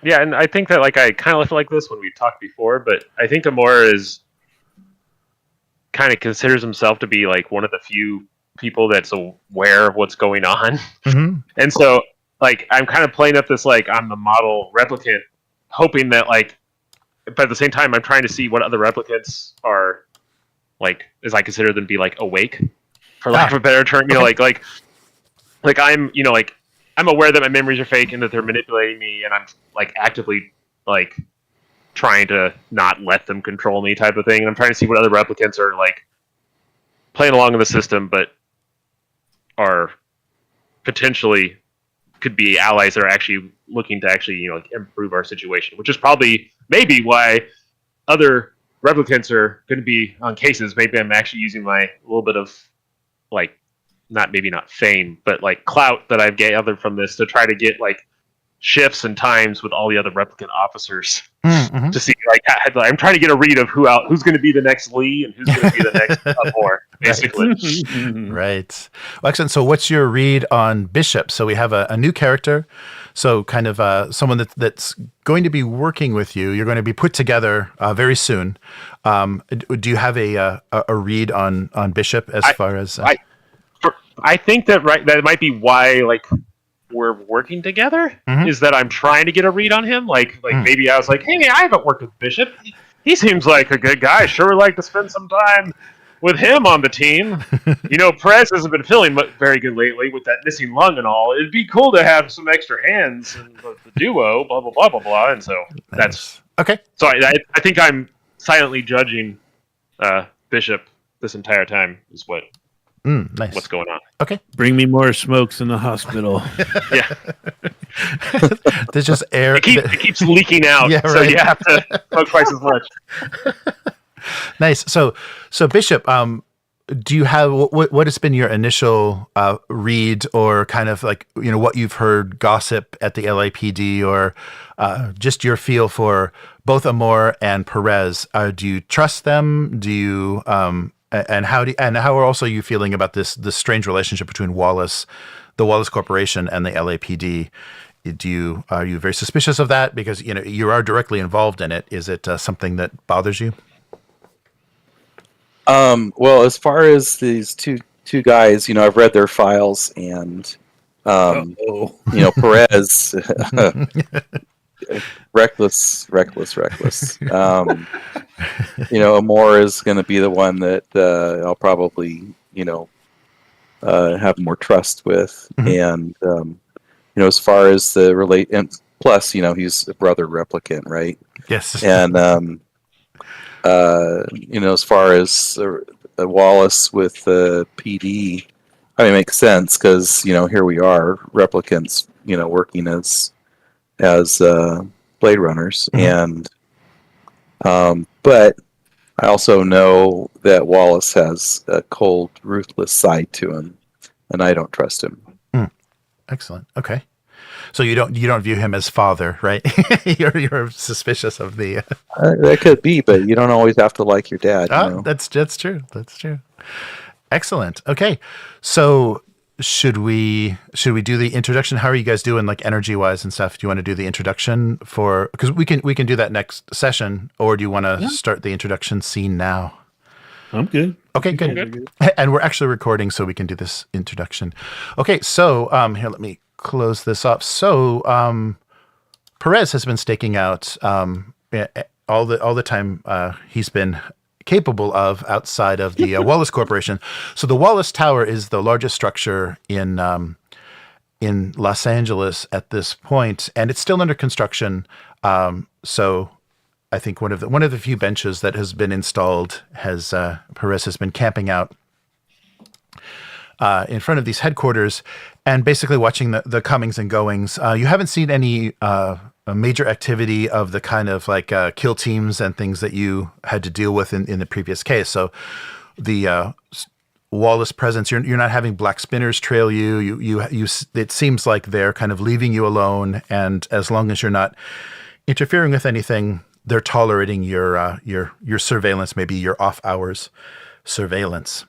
You don't realize how much effort I'm putting in to make them like us right now. How many handshakes I'm giving. So it is early one morning. Maybe Perez actually spent the night on the bench. And it is early one morning that there is a disturbance at the Wallace Tower. And you hear Perez hears some gunfire. And there is commotion, and the literally out the front doors of the Wallace Tower, there is a man dressed in just work coveralls with a Wallace logo on them that is being pursued by a team of 6 Wallace security guards. They have just as he makes his way out the front door, they tackle him, and they are basically pummeling him. They have him restrained and are just assaulting him right in front of Perez. So what's going to be your response to that? Do you want to call that in? Do you want to watch and see how it turns out? No, I'm going to actually, since this is the first like real thing I've seen there this whole time, I'm going to get involved. I'm going to like actually stand up, flick away my cigarette, pull out the PK, and LAPD, everyone stay where you are. All right, and you're very surprised. At first, they seem to just want to ignore you, and a few of them keep pummeling the what looks like the employee, some kind of service worker. But obviously, there's chatter on some sort of communication, and they've been instructed. Obviously, like all in unison, they've been instructed to stand down. So they all stand up and step away from the victim, and you see a youngish man, maybe late 20s, early 30s, severely beaten, laying on the ground. Any? Do I recognize him or any of the security team from my stakeouts? Oh, yeah, maybe a few of these of guards you've seen kind of coming and going. You don't have any like maybe personal relationship. You've never gotten close or had conversations with any of them, but you recognize a few faces. And here, let me give you the. Where do I get this? I can just do it from here. And do I have them pegged as Nexus security or? Yes, yeah, these are definitely Nexus 9s. Okay. Can I share this? Sorry, let me get the artwork here. I'm still too slow. Okay, here we go. Show players. Okay, so here's the face of the man. Although he doesn't. This would be pre-beating. Yes, this would be pre-beating. This would be how he would look in maybe his data file. But I don't recognize him. You don't recognize him at all. But he's wearing coveralls, obviously marked as a Wallace technician, or not a technician, like a service technician, like a janitor, basically. And have the security guards retreated to the building, or they just stopped beating him? They've stopped beating him and kind of stepped away. They're letting you have at him. And one of the guards says to you, you need to handle. If you're not going to let us handle this, you're going to have to take him into custody. We just had a break-in our memory labs within Wallace, and we're instructed to stop this employee at all costs. He's unusually strong, so I would be very cautious. You should probably call for backup if you're going to handle him. Otherwise, leave him to us. Where are the rest of us at? You guys are just starting your morning. You're having some coffee. You're having some coffee at LAPD. Maybe you're just arriving. You've woken up from the place where you were where you spent the night, and you're kind of coming into your offices at the LAPD tower as this is unfolding. So you don't have any awareness of this unless Perez does want to contact you. You'd be reachable. I'm gonna call it in just a sec. Okay. I'm probably 20 minutes into my morning elliptical at the LAPD gym. Nice. Getting myself going in the morning. Perez has perfected the ability to light a cigarette while still holding his gun, and so he does that. Nice. And he's like 5 steps back, all of you, and then he'll slowly move up. What's your name, kid? And he's kind of he's pretty out of it. He's pretty dazed. Oh, is he? Okay. Yeah. So he's not responding very well. All right, then I'll get on my Kaya and report a disturbance in front of the Wallace building, and I need I don't know. Is my? Do I have a car here? You think, or do I get dropped off? Kind of thing. Yeah, I don't know what. I think the LAPD wouldn't tolerate so much stalking, so you probably would have to. All right. Well, then I will call Amor. Mm-hmm. I'll call Amor. Just what's that? Okay, let me. All right, I'll stop the bike. Okay. And forgive me, I'm blanking right now, but the Nexus 9s are the ones that have the numbers in their eyeball. Both 8s and 9s do, and they have unlimited lifespan. Nexus 9s are the only ones authorized to be on Earth. So all Nexus 8s are illegals for the most part. All right. So I'm gonna check his eyeball. Mm-hmm. So you've got a serial number, and if you run that, it corresponds to the name Ellis Vale, who is an employee of. I can give you his data. And you can share this. So yeah, let me explain, Terry. So the Kaya system. So everybody has their Kaya, their individual communicators. You can share images, video, and also be in complete communication with each other. But you can also choose not to. If you're having a conversation or you found some evidence, you don't have to share that with the other players. So, or if you're having an existential crisis, right? Yes, exactly. Yes.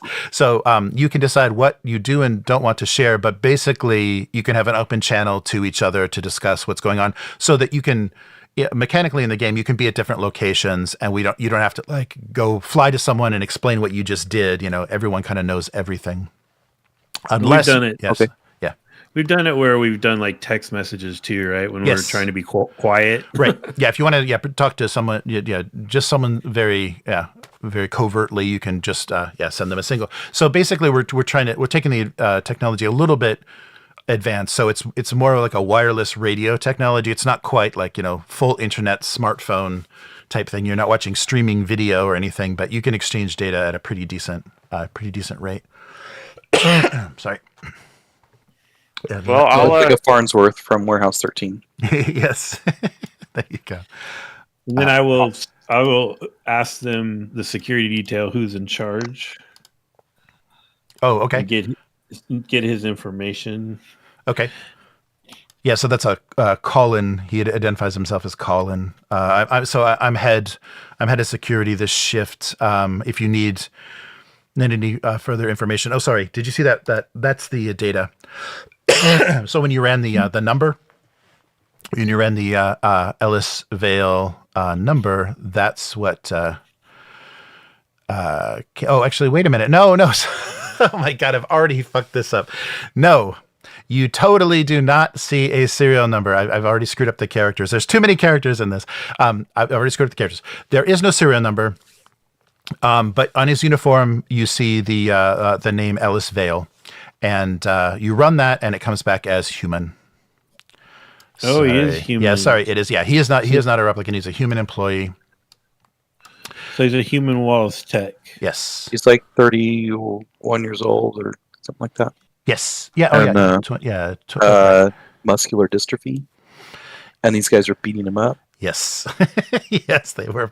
Yeah, they were pummeling him. When I don't see the serial number, and then when I pull up his details, I look at Colin and it's like, so what do you think he's done that you skin jobs get to put your hands on him?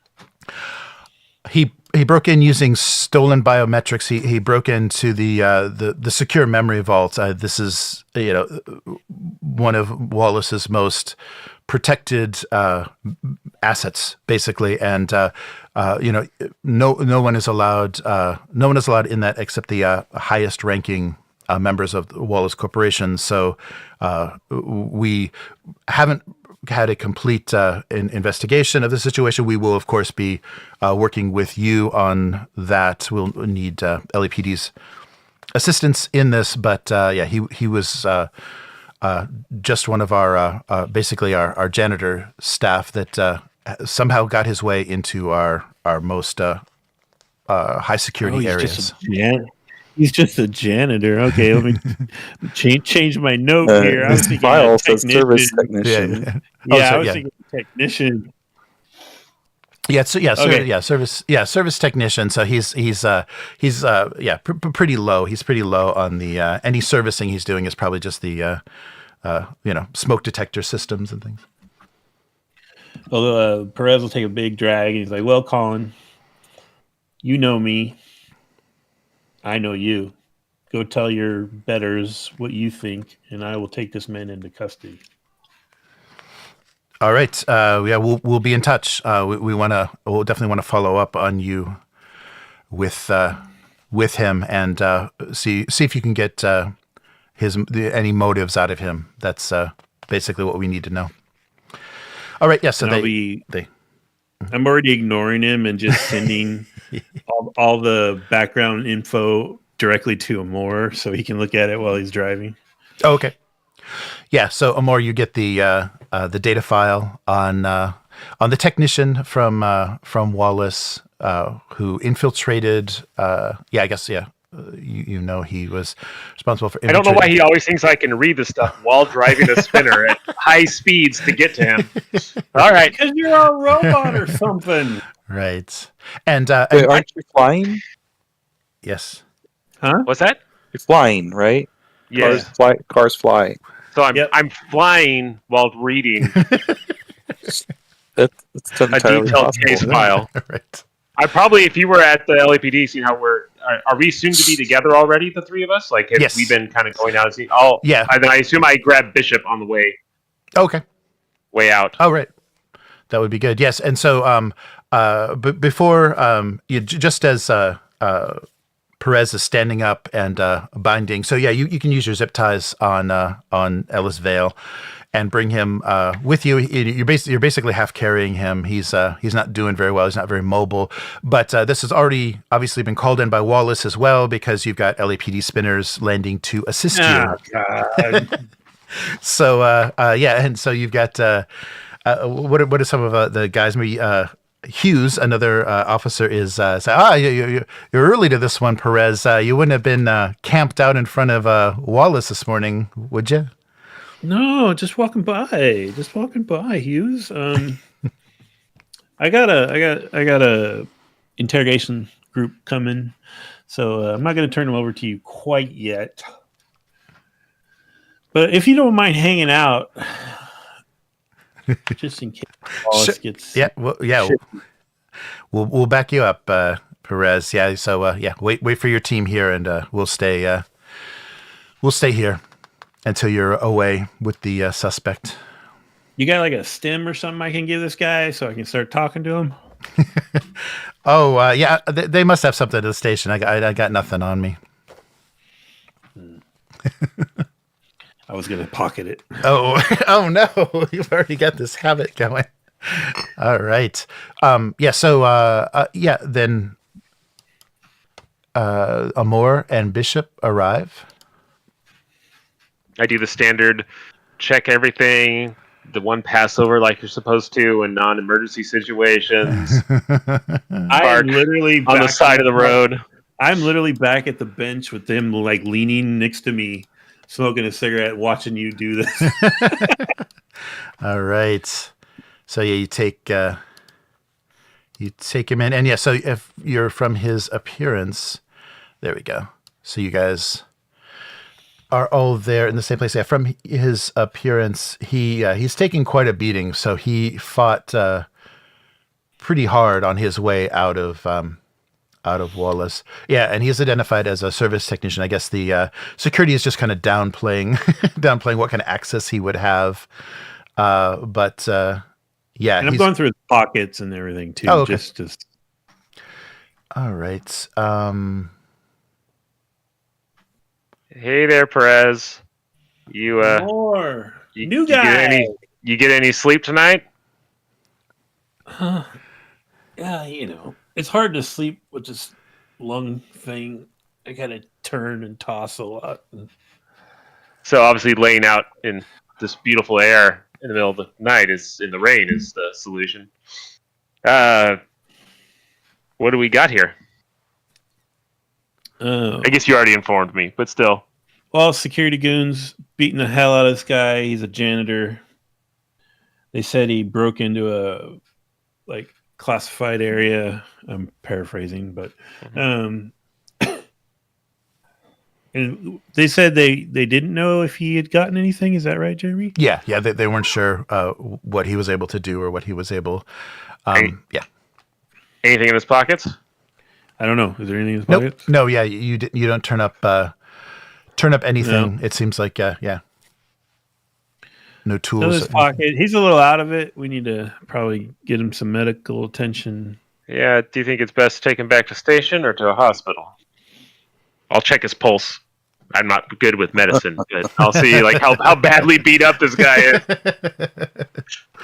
Yeah. So he's got a pretty serious black eye and is pretty out of it. Yeah, it's probably just going to be time for him to kind of snap out of it after that beating. But yeah, and then so you're so there's been during the course of this, there's been communication between Wallace and the LAPD, and you guys are ordered to bring him handle with extreme caution. Bring the suspect to LAPD for interrogation. There's something very strange about this individual, and he needs to be handled very carefully.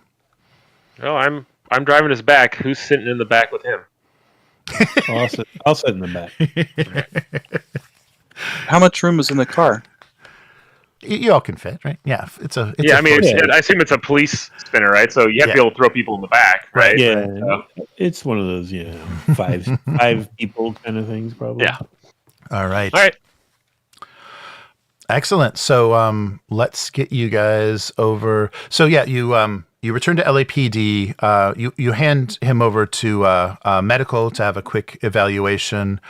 Comes back that he's okay medically. He's going to be fine. Just give him a few minutes, and you guys are told to just kind of wait. They've requested specifically that Perez handle this interrogation. He was first on the scene and the first to make contact with him. Who's asked for this? Wallace or LA? Wallace has asked for this through the LAPD. Like there's been a special request. Yeah, these things you're not quite sure where they're coming from. They're either coming from upper LAPD or Wallace, but yeah, you can make a guess. They're probably that it's probably Wallace. So why would they want Perez involved? That doesn't make any sense. Right. All right. I'm gonna tell the medico once I know that I'm assigned to the interrogation. Mm-hmm. I'm gonna be like, this guy's loopy as hell. They did a number on him. Give me a couple of those insta fixes. Sure, Perez. No problem. Yeah, they hand over a couple of tabs to you. Those go in the pocket. All right. So I'm going to mumble over to it was Amor. Mm-hmm. Yeah. And I'm going to ask if we can trust Perez to do this on his own, or do we need to stay in here and watch? Because we could go check this guy's last known address out and see if we can find anything in his apartment. Mm. Yeah. So yeah. Okay. Go ahead. Well, I mean, here's the thing: is the two of us off the side, is the fact that they wanted Perez to interview him makes me think that they're hoping something's going to trigger a problem here. I feel like I need to stay here and make sure Perez or this guy doesn't turn up dead in 20 minutes. So, open up number 9, Charlie. But if you want to, but it's I like the way you go, kid. Why don't you go check out his residence if you can find it, and report when you get there. Yeah, I'll do that, and then keep me informed if anything comes up during the interrogation. Absolutely, comms on. Okay, so this is you've been requested. All three of you have been requested to be present for the interrogation. Oh, so, yeah. Okay. But so yeah. Are you okay? So Perez is running it, but the interrogation room is basically set up where there's going to be one interrogator, but you will be in a observation room, kind of with a one-way mirror, and able to watch this. So it's been requested that you stay. If you don't want to stay, that's fine. I mean, that can affect promotion points and things, and it can. No, I'll stay. Okay. So you've given some time. They get Ellis Vale into some sort of. He's giving some sort of responses, and he's waiting for you in the interrogation room. You're shown. So both Amor and Bishop go into the observation area behind glass. Perez enters the interrogation room and wait, really quick. Yes. I tell Amor, if at any point I utter the phrase common street whore, come in and be bad robot.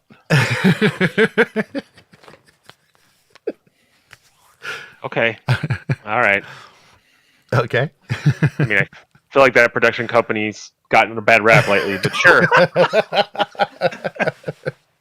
All right. So, inside the interrogation room, so you make that exchange. Perez steps into the interrogation room.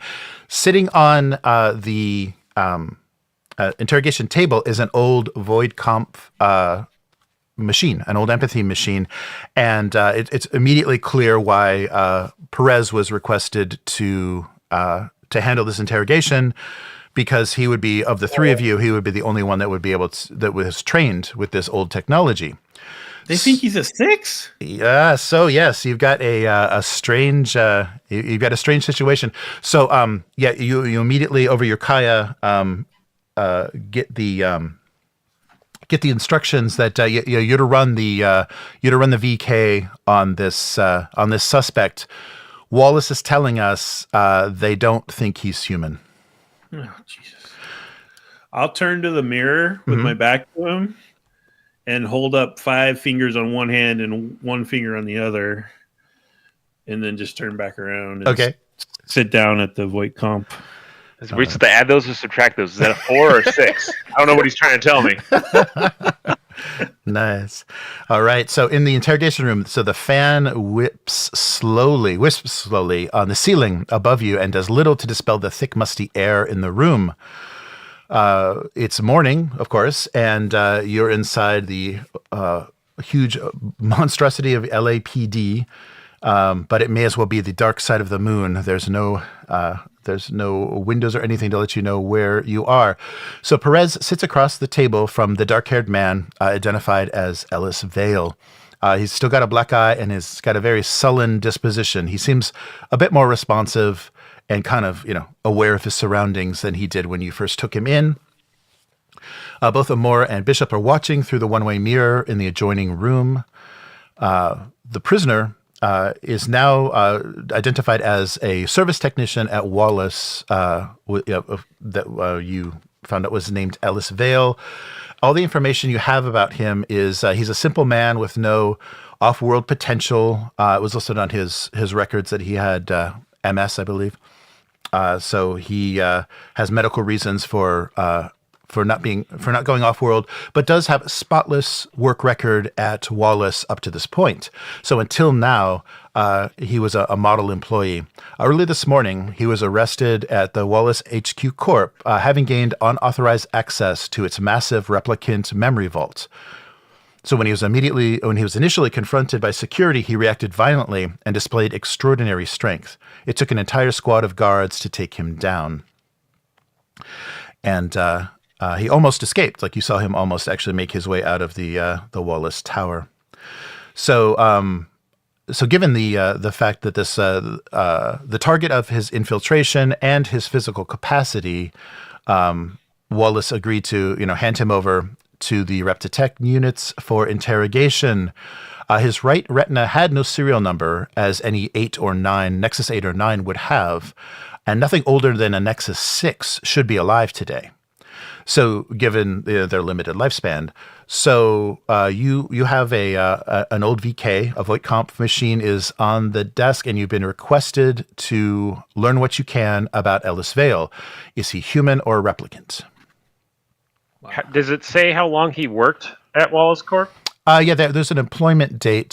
Sorry, let me bring up his data again on the handouts. 2031. Thanks. 26 years? Yeah. No, wait. 5 years? Oh, that's...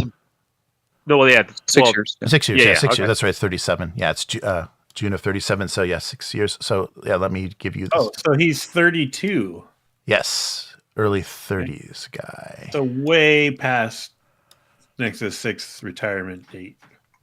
Yes, right. Yeah, Yeah, well, yeah. If he's Nexus 6, he should have only lived 4 years, right? Yeah, right.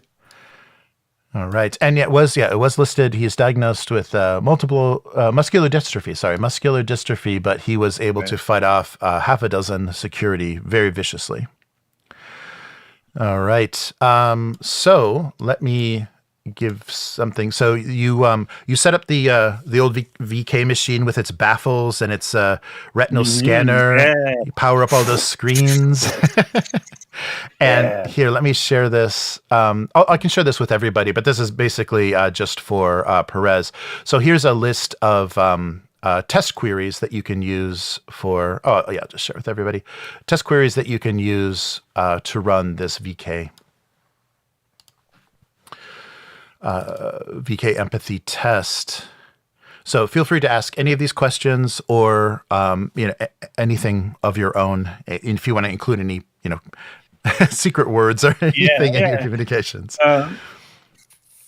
First thing I'm gonna do is start a new cigarette and ask him if he would like one. He just shakes his head. Yeah, he doesn't really. He gives you a very nonverbal response. Just shakes his head. Okay. So yeah, I have an idea for one. How Okay. does this? Is this going to be like the film where he goes through multiple of these, or? Yeah, you'll have a chance to ask a series of questions, and you'll measure his response with the machine, and he'll also have the character himself will have may or may not have a physical response, but mechanically you're going to roll insight with advantage against his manipulation. So after every question, there will be a contested roll to see if you're successful, if you're getting good data or not, getting a good read on him. Okay, and is it going to be like I need to get? Is it like an extended test? Like I got to get multiple successes, or is it? Oh no, you just need to beat him each time. And the more successes you get, the closer you're gonna get to knowing what he's all about, what's going on with Ellis. Okay, I'll start with one of the scripted ones. Then. Okay. Let me look at my notes here. Okay. All right, Ellis. Now just stay calm and answer these questions to the best of your ability. You are in a forest. A little bird, a yellowthroat, is sitting on the ground. It's trying to fly, but can't. It's chirping in panic, exhausted. You are just standing there, paralyzed. Why is that? And I'll blow a big old thing of smoke in his face. So he kind of glares up at you, looks down at the desk, and says, "That looks like a really old machine." That's the only response you get. Okay, so why don't you go ahead and roll your insight with advantage? You ever taken one of these, Bishop? The old style? You said with advantage? I'm sorry. Yes, yeah, you get advantage on your insight roll against his manipulation. Okay. Ooh. 2? Yep, against his 1. So yeah, you so that's one success. Yeah, one success. Do I have like a target number, or are you just going to tell me when I? It's just I'll tell you like as things progress. Yeah, just continue the. So you're getting good readings. Everything appears to the machine seems to be reading correctly, and so I'll think back to watching Holden train me on these things and be like, just answer the questions, please. You wake up in your bed in a cold sweat. There's something wet between your feet.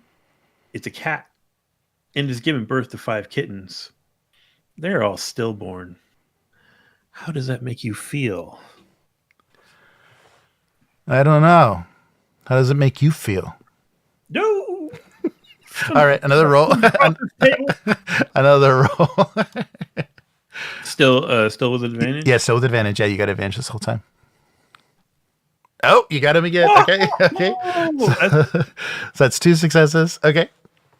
So am I getting any like sense of like where this is going, or I'm tracking him, or I anything yet? Yeah, the machine is telling you it's leaning towards replicant.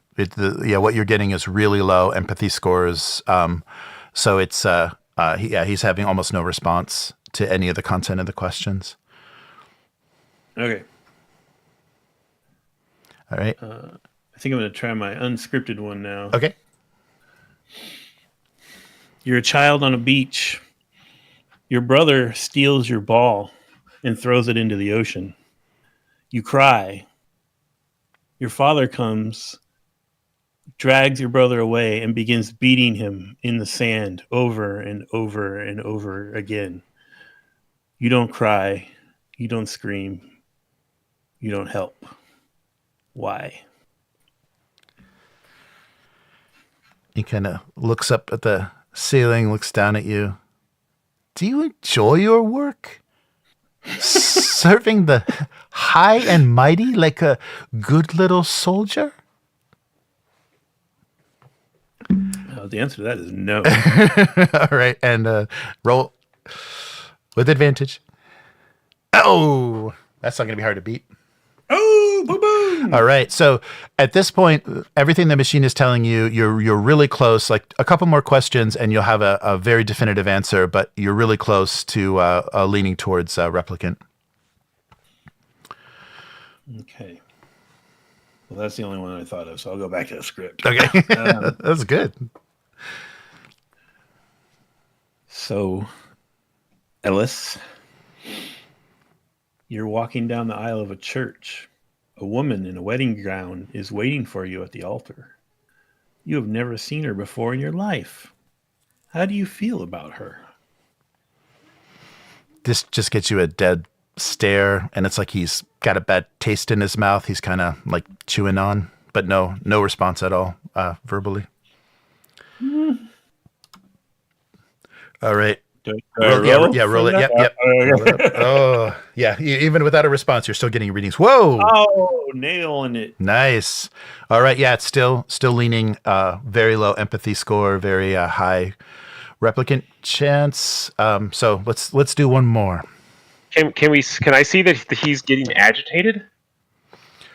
Yes. Like, is that, you're definitely you're definitely seeing Ellis is getting agitated by the answers. He's just kind of shut down, and he's got more of a sour look on his face. Kind of he's focused pretty heavily. He's kind of he's staring down Perez now.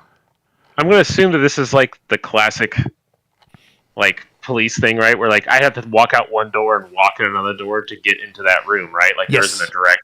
Correct. So I'm going to walk out and basically walk around to the like I'm assuming that something's I'm feeling like he's going to be triggered here pretty soon, so I'm going to go out and wait at the door, so instead of observing, just so as soon as there's any scuffle I can rush in and keep Perez from dying. Okay, cool. Yeah, very cool. Yeah, go ahead, go do that. How about Bishop? Does Bishop stay monitoring through the I'm gonna stay there in the room, watch all right through the glass, and quietly laugh to myself. All right. Perez ashes out a cigarette and starts a new one. The sooner we get through this, the sooner you might be able to leave, Ellis. So I'd appreciate your cooperation. You are in an old house. There are portraits on the walls, all familiar faces, but you can't remember who they are. Then you see a man hanging from the ceiling in a noose. It's you, Ellis. Deep drag. And then a cough because I haven't healed. So his eyes widen at this, and he's just staring daggers at you, very intensely staring, but no verbal response. So go ahead and then make the roll.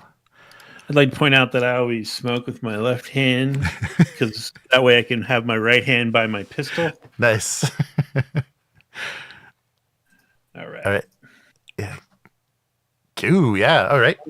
Two successes. Yes. So, he's staring you dead in the face, and at this last response, he just stands up, and the zip ties that were still left around his wrist, even during the medical examination, he just breaks them as if they were tissue paper and lunges, directly at Perez.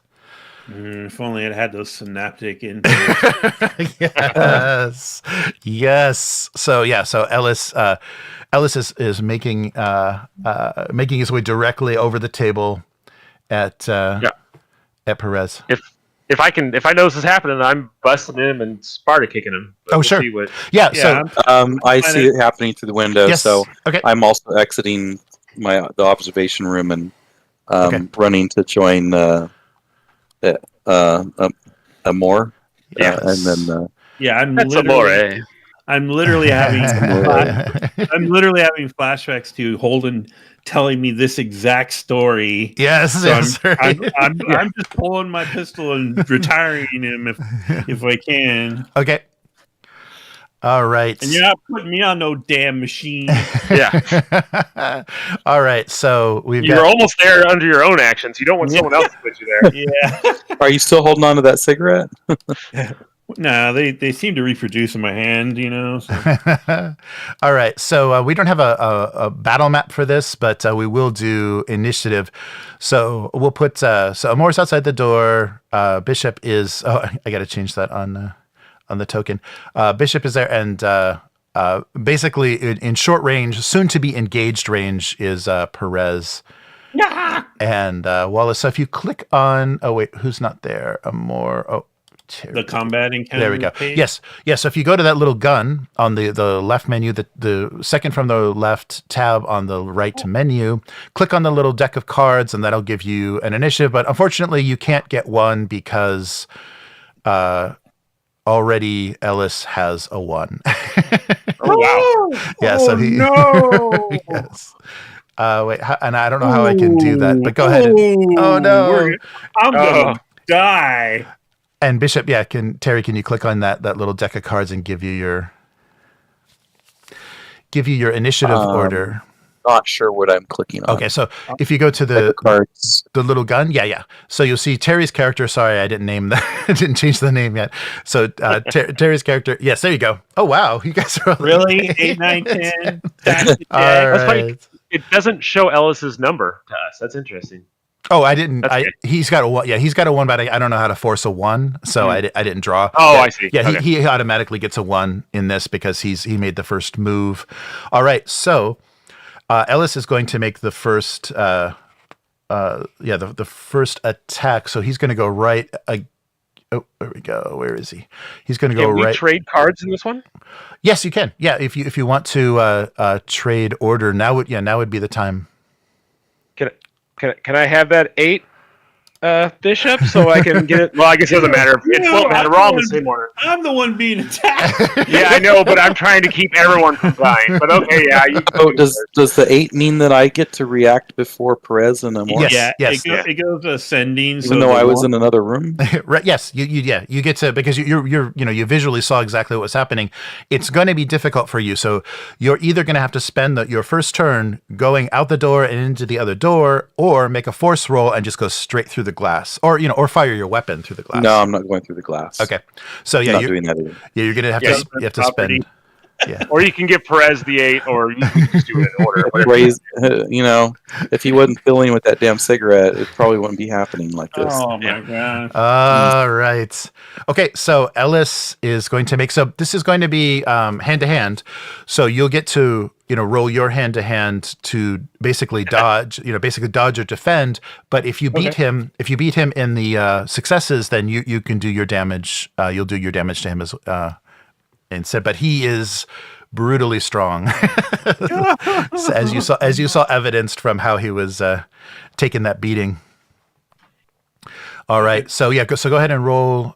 There's no advantage or anything. Would it be the unarmed attack or the grapple?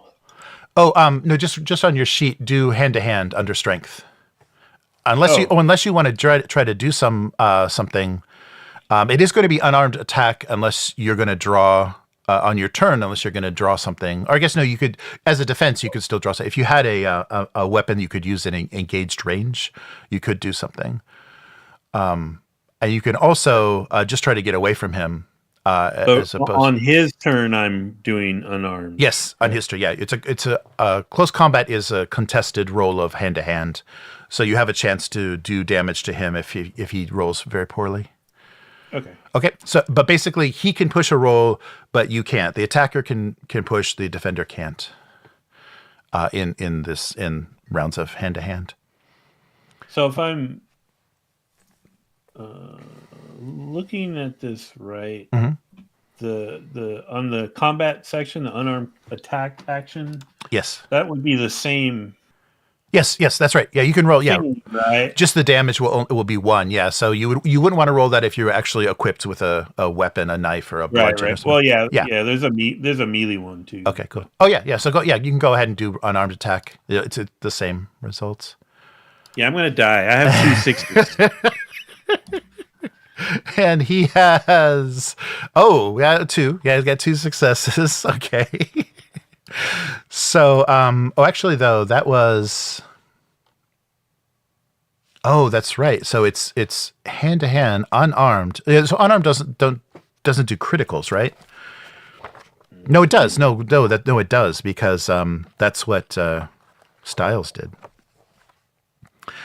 Okay. I think you do your strength dice is the critical dice, right? Mm-hmm. Yeah, I think you're right. Yeah. Okay. So that is 2. So I do believe, that's going to give him.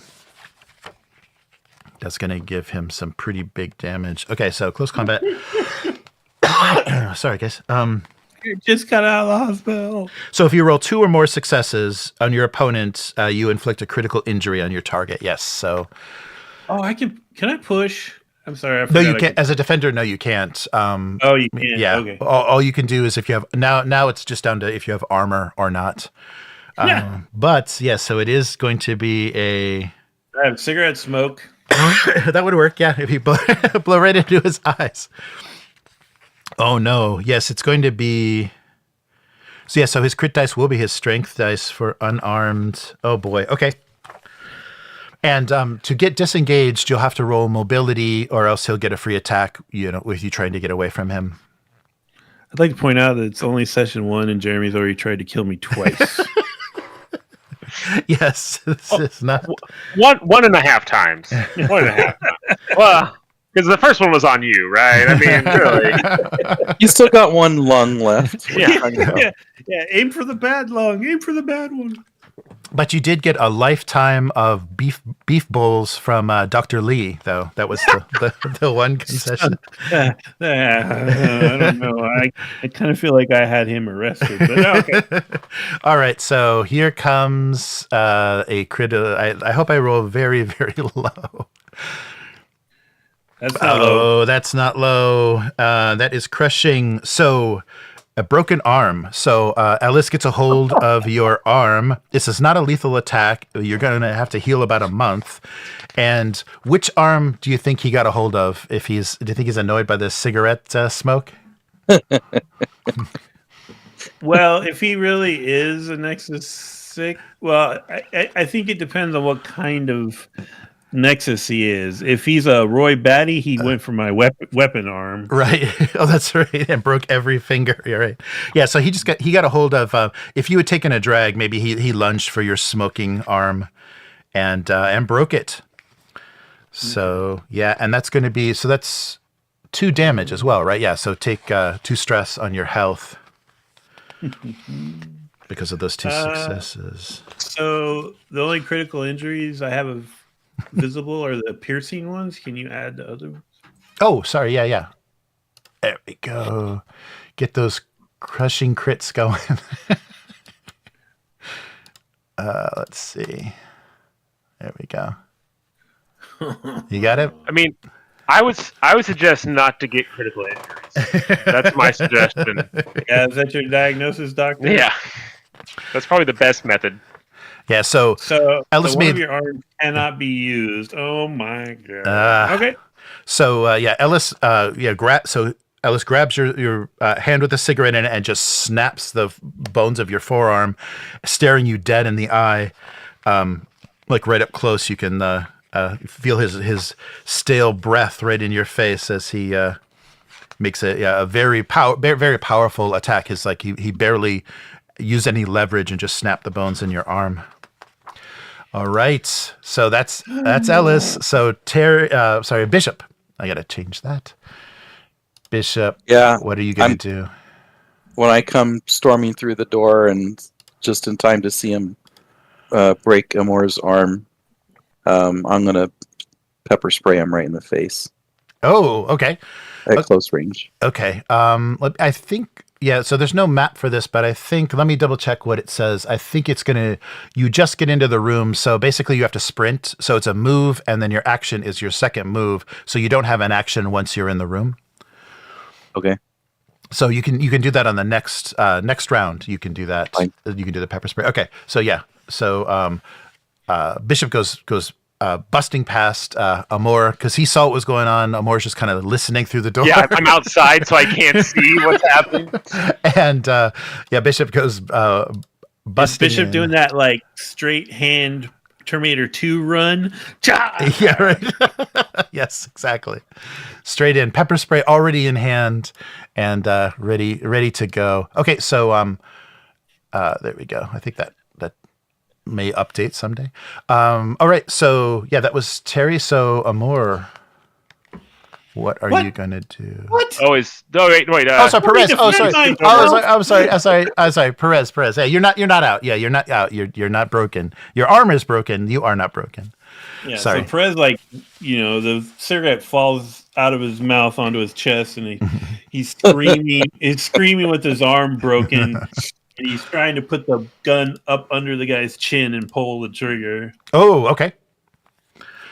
All right. Yeah. So is it your? So if it's your PK, is it PK blaster? Okay, so that has. I don't think it has engaged range, so you're going to have to roll a disadvantage. Yeah, medium range is the nearest, so you have to roll with. I'm doing the damage one for sure.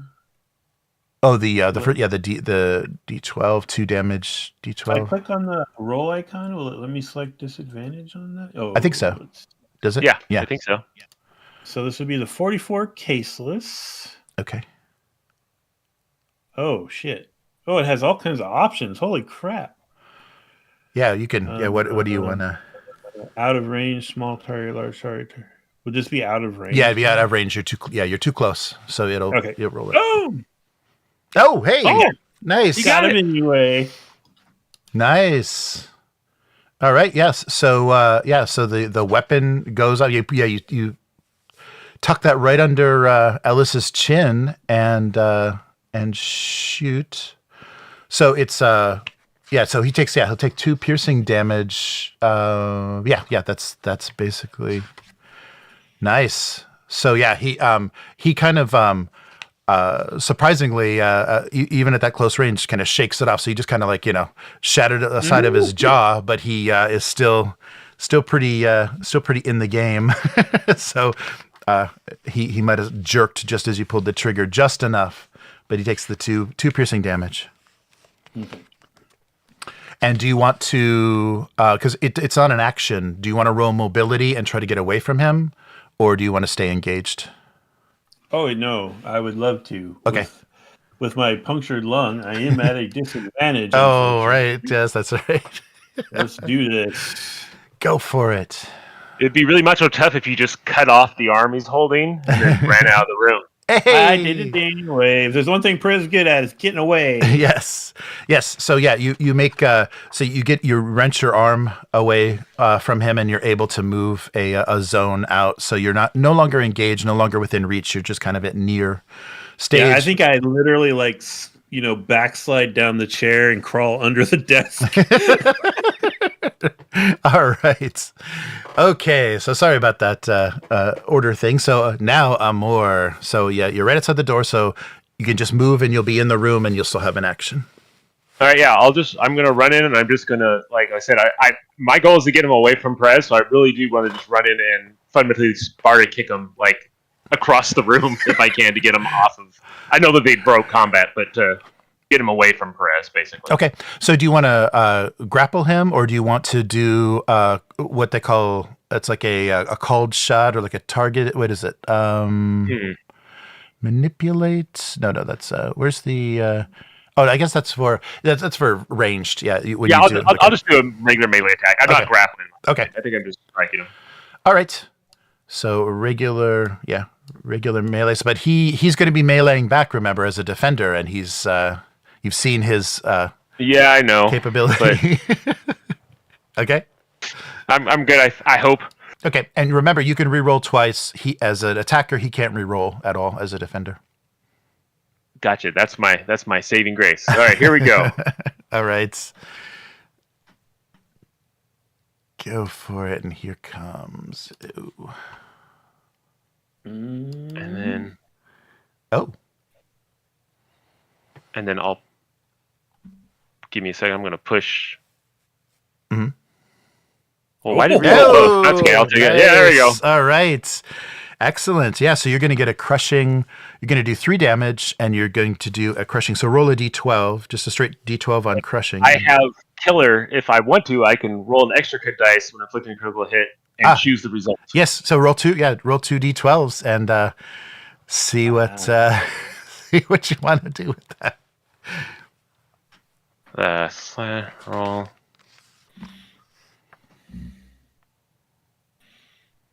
Give me 25 minutes. I'm just typing it in. Oh no! Or do I want low? I probably went high, right? I don't know how that works. Yes. I'm assuming high because You want high for debilitating. Yeah. So you can either knock out a tooth or gouge out an eye. Whoa. I guess I'm gouging out an. Well, you know what? Yeah, no, I'll gouge out the eye. Yeah. I'll do that. I'll be brutal to him. Yeah, because mechanically that means firearms and observation are at a disadvantage. If you just did the tooth, that means he's not as charming anymore. So he just lowers his manipulation. But missing an eye completely. Still a hunk. I get it. Can't get any less charming than this guy. Yeah. All right. So Ellis, it takes a thumb to the eye from Amor, and you basically took an eye with you. You probably want to drop that off at the lab to have that analyzed. Yeah. Check this for serial numbers. All right, but we are at the top of the order again, and I don't think we re-roll. We don't re-roll initiative. Okay. Oh. Okay. So you go first. Yeah. Let me double check. It's been a while. It's been 9 months. Actually, that's not even since we played. It's let's see. Yeah, I don't know how it is in this one. In Forbidden Lands, you do draw again. Yeah, you do. Yeah, every turn. Let me see. Yeah, I want to make sure we got that. Oh, that's right. And I also want to make sure broken by stress equal to your resolve. Oh, wait. Sorry. You suffered stress in excess of your resolve or you're broken. Okay, that's just for resolve. That's only if you take resolve damage. Yeah. What's the? Wasn't there a if you take 5 damage in one physical attack, you're broken as well? May have been something that you can. We played a few of these yes style games, so it's hard to keep track of which one has what. Okay, let me just. It says the round order remains the same throughout the whole conflict. Oh, okay. So here comes Ellis. So yeah, Perez is away. Amor is engaged. So yeah, here comes Ellis with a. He's going to. Got your eye. Eye for an eye. Ellis, as they called him. All right. So here's the attack, and you get to do hand-to-hand. Hand-to-hand response, but you can't reroll. Okay. Are you good? I'm good. Okay, here comes. Hey. Oh no! Whoa! Oh, I only got one. Maybe holy moly. the Ender rifle was the correct. Yes, that might have. I'll be fine. What's 3 damage? You know what I'm saying. Yes. As long as I don't lose an eye. 3 damage would kill me right now. Yeah. Actually, it's 4. Yeah. Oh, because it's 4. Yeah. 4. Geez, he just. Yeah. Oh, I didn't see the 4th one. Yeah, it's not the difference. I don't subtract. Oh no, I think you. Yeah, no, maybe you do. Let me double check. Yeah, that's right, because that's the that would make sense. Not grappling, just fighting.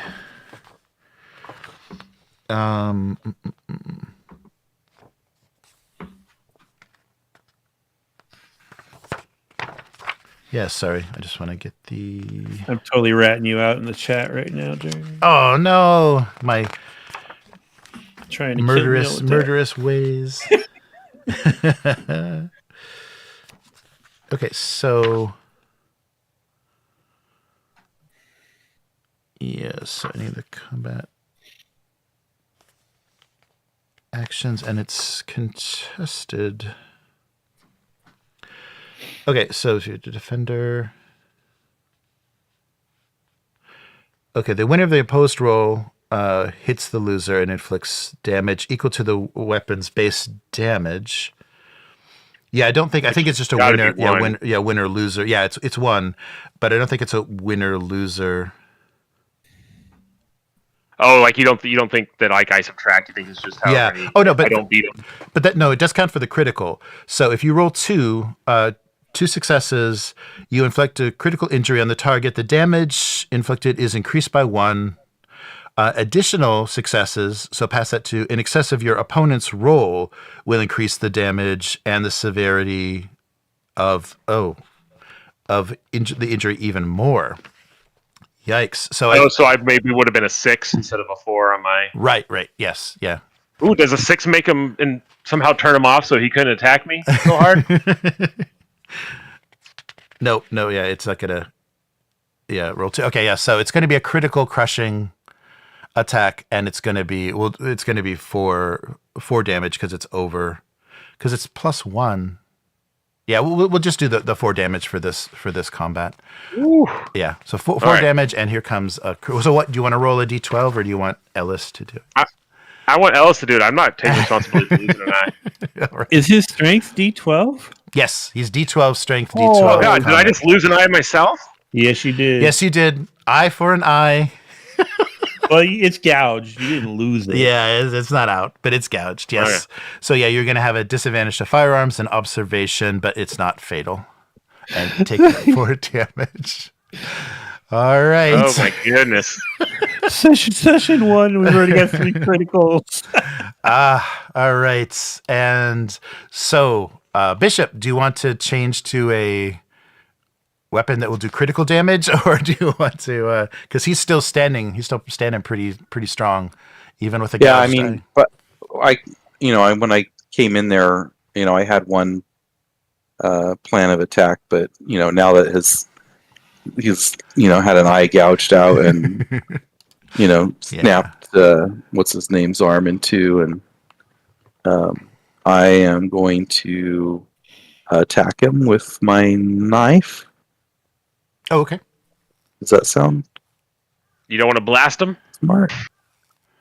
Oh, do I have time to pull out my blaster? Oh, sure. Yeah, you can change it. I have a 357 or whatever. Yes. It's not the same Yeah, blaster. your gun would be a D8 damage, but your knife would be a D10. So there's a little bit more of a chance to get a critical with your knife, but you will be engaged with him then.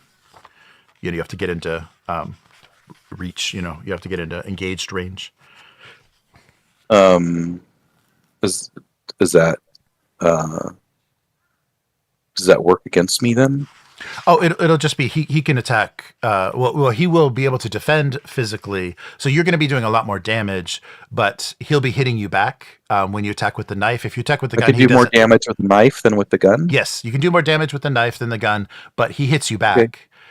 So he could actually. It's opposed, right? Yeah, if he beats you, then he does damage. Yes. So he could poke my eye out too. Right, he could take all the eyes out.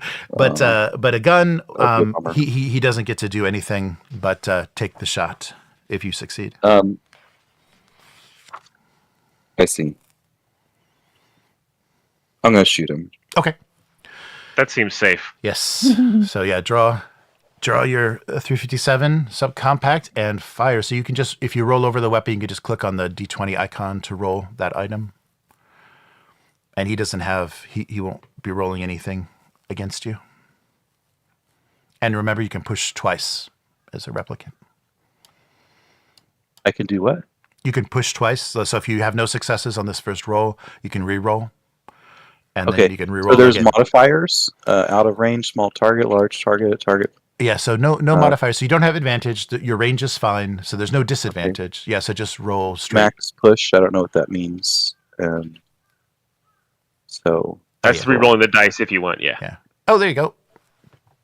So you basically don't want to re-roll, but you did successfully shoot. All right, so it hits, and give us the D8. Knock his other eye out. Give us the D8 for the damage. Yeah, if you're aiming for the other eye. There's an eye. Oh, nice. Excellent. Oh, that's the damage. That's right. It's the attack that triggers the crit. Excellent. So yeah, that's so he goes down. Yeah, that's going to do it. Is that 7 damage? Is that how much damage that did? Yep. Oh crap! Guns are dangerous. Okay, that makes sense. Oh, that's the critical though. Wait, that's not critical. I think it just does.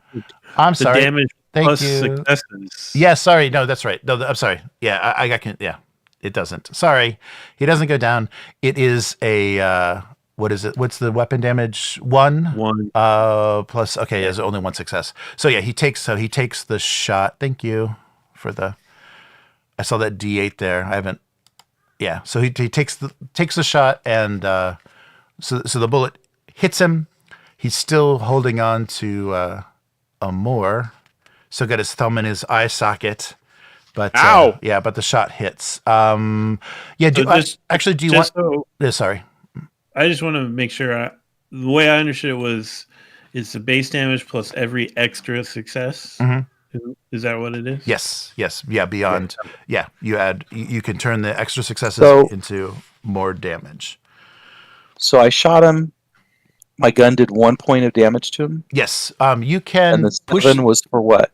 Yeah. What's that? Oh, sorry. The roll of 7 was for what? We weren't supposed to. Yeah, that we were supposed to do. That was if. Okay, yeah, so that's your crit die. Yeah, that's what you roll if you get a critical. So if you would have gotten 2 successes, you would have rolled that die. Sorry, that was. Okay. Yeah. Okay. It's there. It just looks like a damage die on this sheet. So I got all excited. All right. Yeah. So he takes the shot. He's not weakened, but he's looking a little wobbly. I'll delete that one. Okay. Sorry, that's only for crit. I should have at least knocked him off balance, so to where he would let go of whoever he was holding on to. Right. Yeah.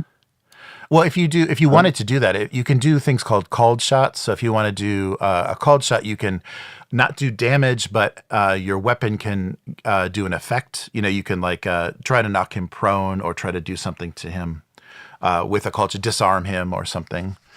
If you want to do a called shot, but otherwise, so he took the damage, and that's Sorry about that. I got too excited. The numbers are much smaller in this game. All right, Perez. Yeah, I was thinking that makes sense. You shoot someone with a gun, they're probably gonna die. That makes sense that a D8. Right. But they had to. I guess not if they're a replicant though. Yeah. Okay, so I shot him. He took a point of damage, and what's the result of that? Does he flinch? Doesn't affect him? No, it does. It does affect him, but he's very tough. He took that bullet right in the shoulder. It didn't disengage him. It didn't knock him down or anything, but it did affect him. You did see an effect. But he did do damage, but he's just does not care. Yeah, he's big and tough. He hates these stupid questions so much he just can't even. Yes, right. It's those questions. All right, Perez, what are you doing? So I've crawled up on the other side of the desk, Mm-hmm. and so I'm thinking he's kind of to my side now because he's tussling with Amor, right? Mm-hmm. All right. So I'm just gonna try to shoot him in the rib cage. Okay. All right. Half an hour ago we were rescuing this guy from a bunch of angry security guards. I know, no. Now you're trying to blow holes in him. Exactly, no. Okay, so this would be out of range still, I'm assuming, or no? Yeah. Oh no. You're near. Yeah. You can't. You. I guess you could get further. Move to the corner of the room. Yeah, I guess far enough away. If you want to be. Yeah, I think I'm panicked and not thinking that way, so I'm not even going. All right. Hey. Shot you. Yeah. 2 damage. All right. So 2 more. Okay, 2 more. Oh, sorry, guys. Here, hold on, just a sec. What? No.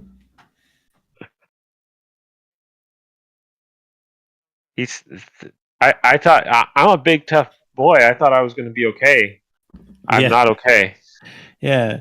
Aren't you guys supposed to be an upgrade from this guy? What's going on here? Yeah.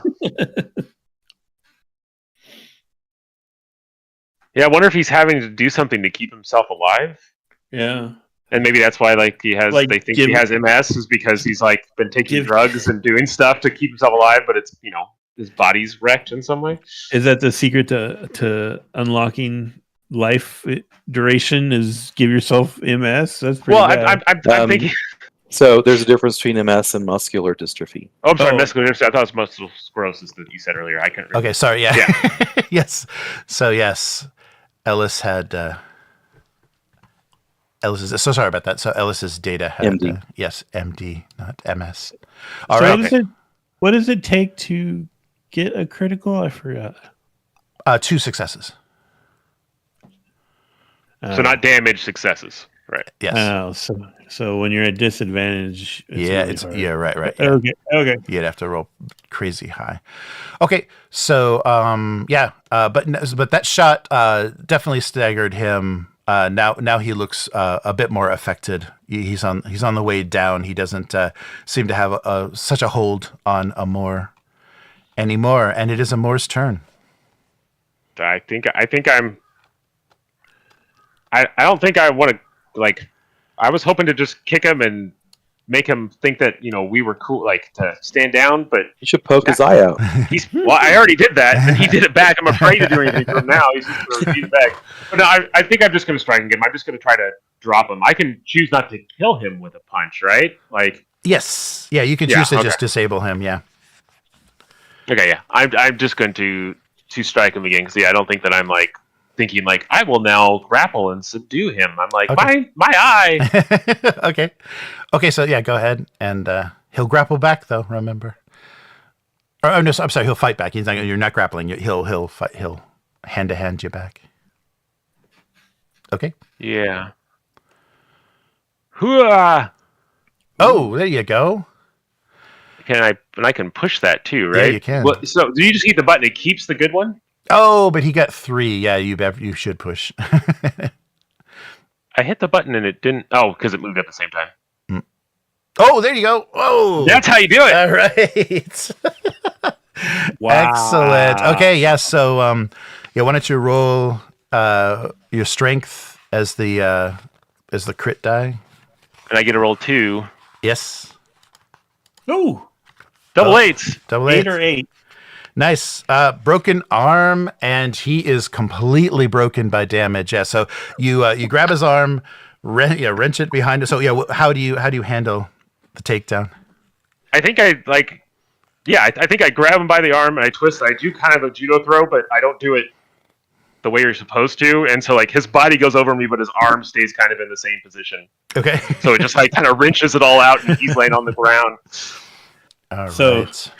So there's, in like 10 seconds, there's 2 broken arms, 2 gouged eyes, bullet wounds, and then An interesting he should have had start. some injuries already, also from. Yeah, those right. security guards that were Yeah, kicking the crap out of. he should have been Yeah. much more damaged. Yeah, but so he was an unusual one, and you've taken him down. He's unconscious. He's out. He's got a arm just kind of hanging limply at his side, and that's gonna end the scene. So yeah, you've taken Ellis down, and the successes. So before everything went sideways. The thing that Perez He is indeed a replicant. yes, Is that what we 100%, yeah, 100% the VK he broke my arm. said that he is a replicant. You have the proof. Yeah, your broken arms are the proof. All right. Okay, yeah, so that'll do it for our intro scene, and we'll pick up the next shift, probably speaking to Holden. All right. So He's gonna be laughing at us. Yeah. just for the record, Mhm. I'm popping one of those insta fixes I pocketed Oh, okay. and taking a drag of my. Too bad you wasted one on that loser. Okay, to get you back up. Is that yeah? I'm taking the Instafix and I'm smoking one of my super special smokes, Mhm. which, if I'm reading this right, should give me back, between the 2 of those things, should give me back to full health. Oh, sure. Yeah, if that's health, yes. It's not resolve. Well, it says stress, so oh, I yeah. don't know. I don't know if that counts. Yeah, I'll look that up, and we'll see what you start with next time. Yeah.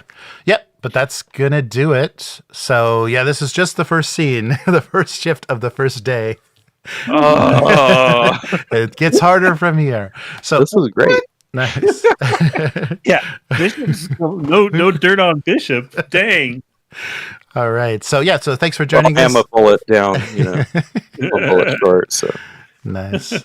So let me log off the stream. So thanks for watching, everyone. This is just the first little taste of case file number 2, our first run in with some kind of replicant, and we'll pick this up next week, hopefully. So thanks for watching, and see you next time. Bye. Goodbye. Bye.